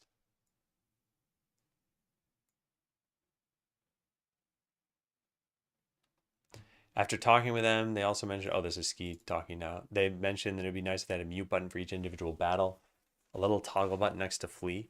They like the sounds of battle, but they don't want to always listen to all of them if they have some auto battle going when they're trying to focus on some other more important battle. Man, this runs into the same problem you run into with something like Audacity. So let me load this up and say what I think the problem would be with this, which is why I don't think I want to do this. So let's say test, test, test, test, test. Oh, wait, no, that's supposed to go on a new track. Cut. How do we make a new track? Track, add new. All right, test, test, test. And all right, whatever, it doesn't matter. There's a mute button for these things, but then there's also a solo button. So mute will turn this one off, but not all of the other ones. And solo will turn everything else off, but not this one.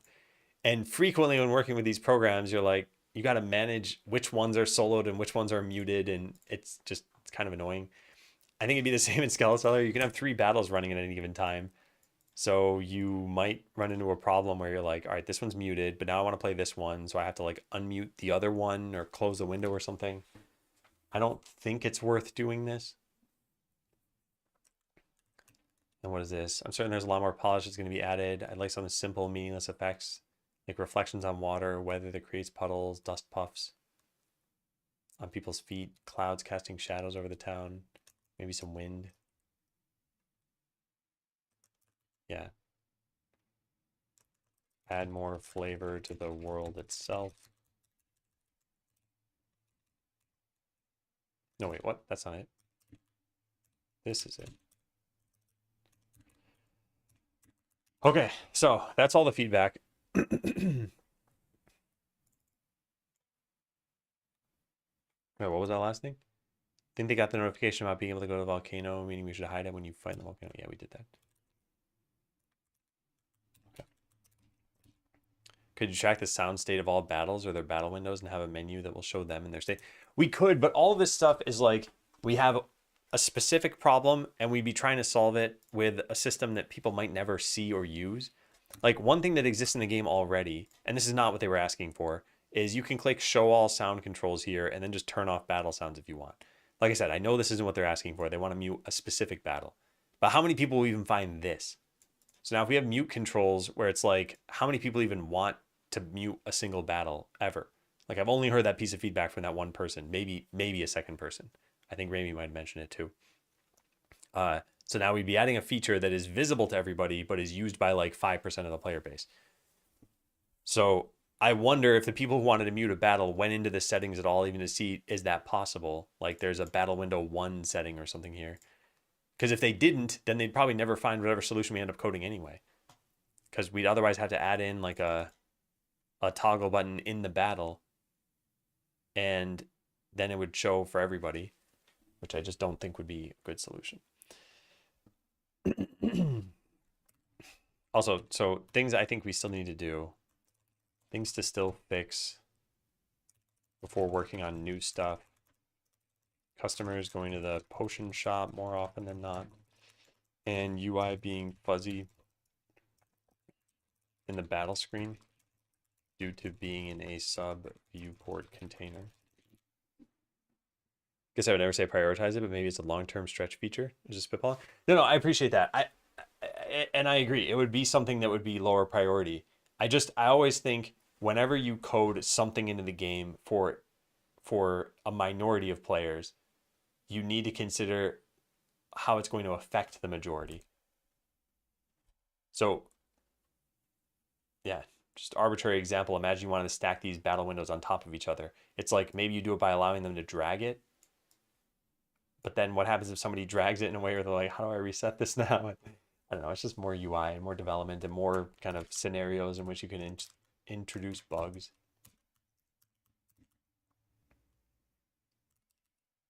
All right, so I think the rest of today probably do game design stuff. I don't know, maybe development.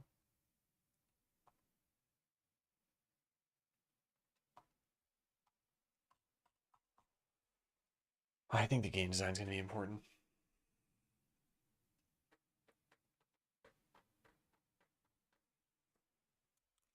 Yeah, list the biggest problems and start a document on how to fix them.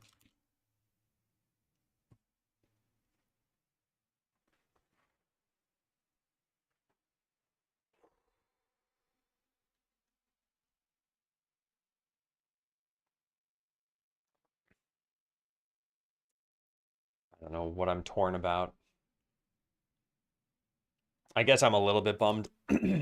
Not that Next Fest isn't going to be happening this time, but I was looking forward to getting more feedback and seeing if we fix stuff.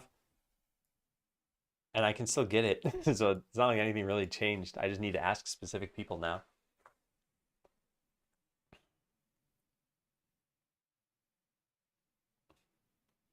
If you de-sign the game, can I sign it back? Yeah, but then you'd be re-signing. And I need you to still do work.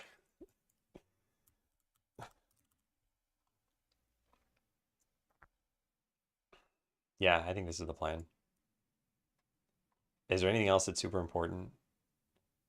No, it's pretty much just that. I do development or plan new development. Oh, yes, there is one thing. Oh, darn it. I wrote like a million ideas to myself and I never filed them. All right, engage privacy mode.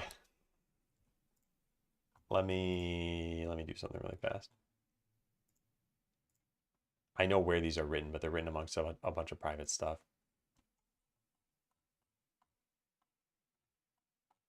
Oh man. Yeah, there's a lot of stuff written here. All right, is any of this private? Let me read this super fast. If I can just copy paste it on stream, then I think it'd be okay.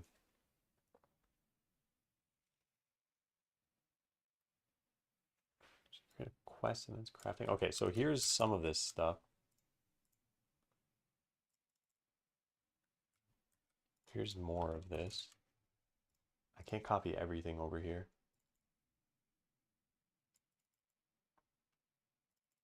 Raid, simplified battles, watching Discord.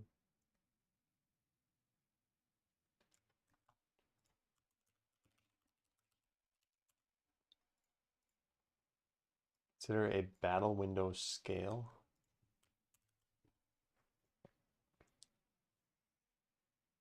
Like to be able to upgrade buildings and have that increase the sale price for its item type. Also improve the look of your shop. All right, biggest problems I think need perks for more stuff. Skill point distribution. Need more systems in general.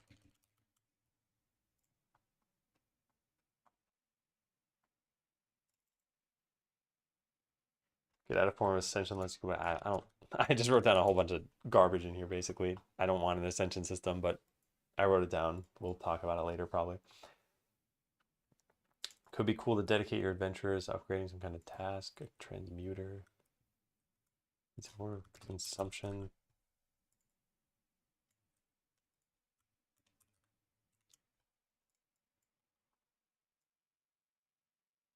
We get more content. Could be wallet burning mode. That's so stupid. Look at this idea. You constantly lose money, so you need to stay ahead of the curve. I'm just deleting this.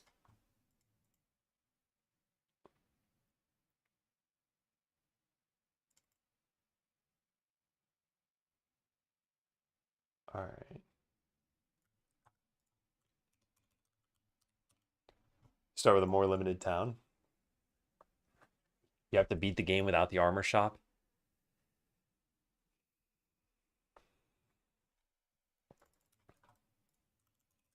I want to at least get all these written down. Experience could be for your guild. You get experience points, blah, blah, blah. Early access is a good move. Yeah, I'm leaning toward early access, but that doesn't need to be written down here.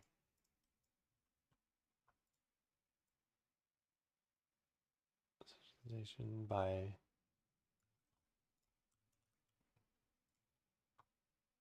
The you lose gold was a good idea for the dissension.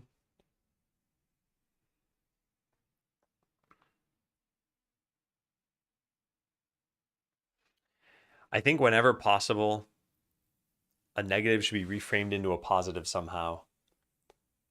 In that particular case, it's a challenge mode and it is a negative, but I wonder if there's a way of saying like, you can't get tips anymore, or you can't invest in shiny loot. Oh, that's still not a positive. I'm not sure. Okay, this idea I really liked. A building that just spits out one random item every so often. I don't know what it would be, but I love the idea. Hey, Irad, how you doing? You've never chatted in this stream before? Huh. Well, welcome. Drop rates aren't guaranteed. Do something with this. Okay, so here was everything that I had written down, and we're gonna have to process this. Yeah, I should probably just go start a new document now. Let me go do that really fast. Oh boy.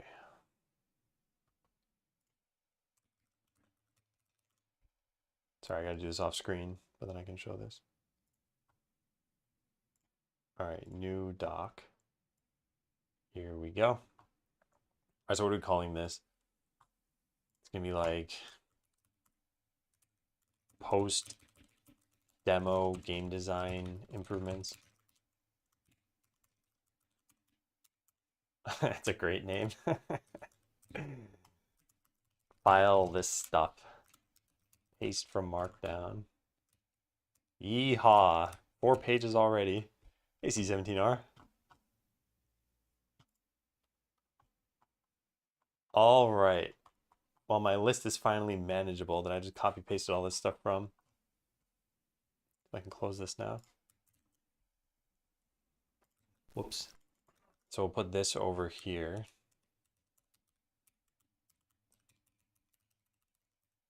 All right, so my to-do list is now this, and then file all of the ideas from the section below. Yeah. And let's fill this out too.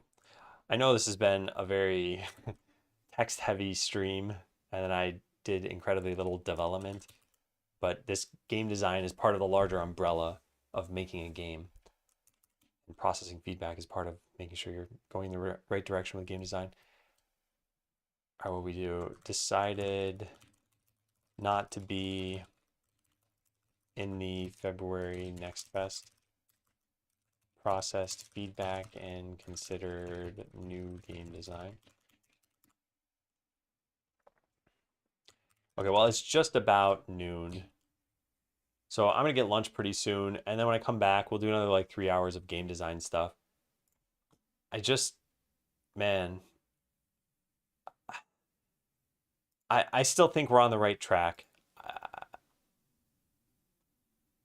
Yeah, I don't know. I think the things I feel uneasy about are things I shouldn't feel uneasy about. Someone, I forgot who this was, but someone mentioned a while ago, and I'm like, oh yeah, I think we can have most of the systems done by like April or May, and they're like, Adam, you're kidding yourself. And I'm like, no, I think that's reasonable. I think that's one thing that's on my mind is like just the concept of timelines slipping. I remember originally for Botland, I said it was going to take about 18 months, and I spent like 5 years on it. And I think that was stupid. And I think the same sort of thing is kind of happening where Skeleseller is maybe like 10 months old at this point. And I think now we're realistically looking at a fall launch at the earliest. And that's not really a problem. It's just, I don't know, like at what point in my life I'm going to realize here's how long something actually will take. And I just keep thinking about Hofstadter's law. It always takes longer than you expect, even when you take into account Hofstadter's law. Just this little simple sentence here. Remember when you started on Botland? I hated that so much, but I was with you, but I never played the game. Watched like 85% of the streams. Hated it. Hated it. Oh man. There's a world in which Botland did better than it did, but I don't think there was ever a world where it became like a massively popular game. Never adjust your estimates. You eventually realize you multiply everything by 4. Yeah, but even with stuff like that, I think there's this balance between pressure and and delivering, I guess. So you basically say like this will be done in 2 months. Isn't there something like Parkinson's principle? Yeah, Parkinson's law. Is this what it is? Work expands so as to fill the time available for its completion. Yeah, this. Parkinson's law. I think this combined with the other kind of Hofstadter's law that we talked about is like you saying it'll be done in 2 months kind of makes you get it done in 2 months. But only when it was realistic for that to have been possible. Anyway, like I said, it's not really a problem. It just makes me feel uneasy. I also am a very plan oriented person, and if the plans don't come to fruition, then I feel uneasy for a bit, and that's kind of what happened here. I think you're saying it's going to take 2 months. You're estimating too big a chunk of work, and you shouldn't try. You shouldn't try. I mean, imagine pretty much any project that is big. Like, I'm going to make whatever Half-Life 3. You should still try to make Half-Life 3. There's no way you'd ever complete it in less than 2 months. That doesn't mean you shouldn't try to do it. I think maybe what you're saying is you can only realistically estimate for small enough chunks of work, which I'd agree with. I mean, this is why people do the Fibonacci estimations, where you say something's going to take like 3 points or 5 points or 8 or 13 or 21. But then beyond that, it doesn't matter. It's just considered like XXL.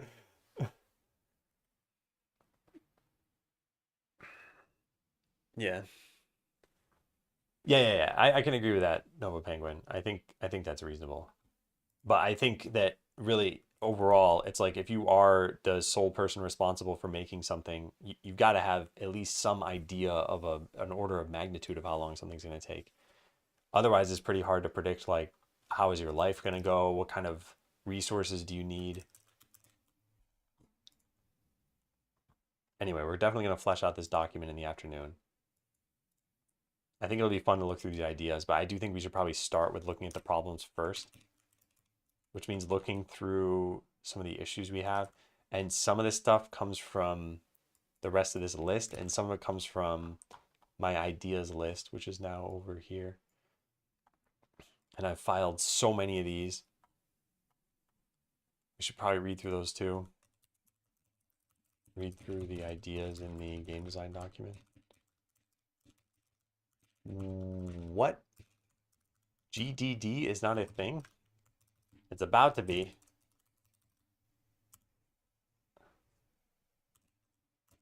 Design doc. Yeah. We just copy paste all of this and put a G at the beginning. There. Okay, so now if I wanted to write out game design document, perfect. And that'll save me a fraction of a second.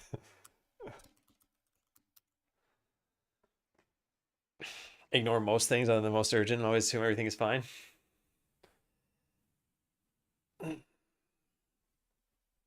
How often is your place on fire, Mitch? And are you a dog?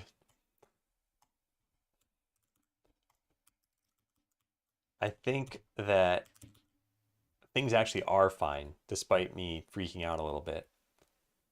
As in, everything's on track. And look, as I mentioned, end of the day, all I really care about is, are people having fun playing the game? And I think this combined with the median playtime is giving a good enough picture of people having fun, because people wouldn't have played through most of the content of the demo if they weren't having fun. And the median playtime is an hour and 20 minutes. And I don't even think the demo is longer than like 90 or 120 minutes. So they're playing for 80. That means they're probably pretty much finishing it or seeing a good amount of it. They can just bail out after 5 minutes. So that's why I say things aren't dire, but there is a lot of work to be done.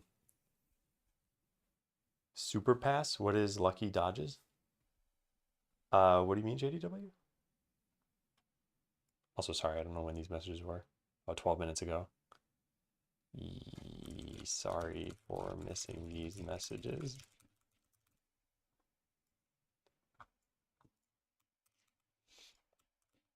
All right, yeah, I think it's lunchtime. All right, I'm gonna take a break. I'll be back in like 45 minutes and we'll kick off all the rest of this game design stuff. If anyone is watching and has not wishlisted the game, please do consider doing that. Right now we are sitting at 1,111 wish lists. 1111. And it doesn't update in real time, so I can't tell you how many people would have just clicked that from right now. But we're looking to get that number as high as possible. And that's it. That's it for me for now. I'll be back in like 45 minutes. Thank you all for watching, and I will see you later. Have a good one.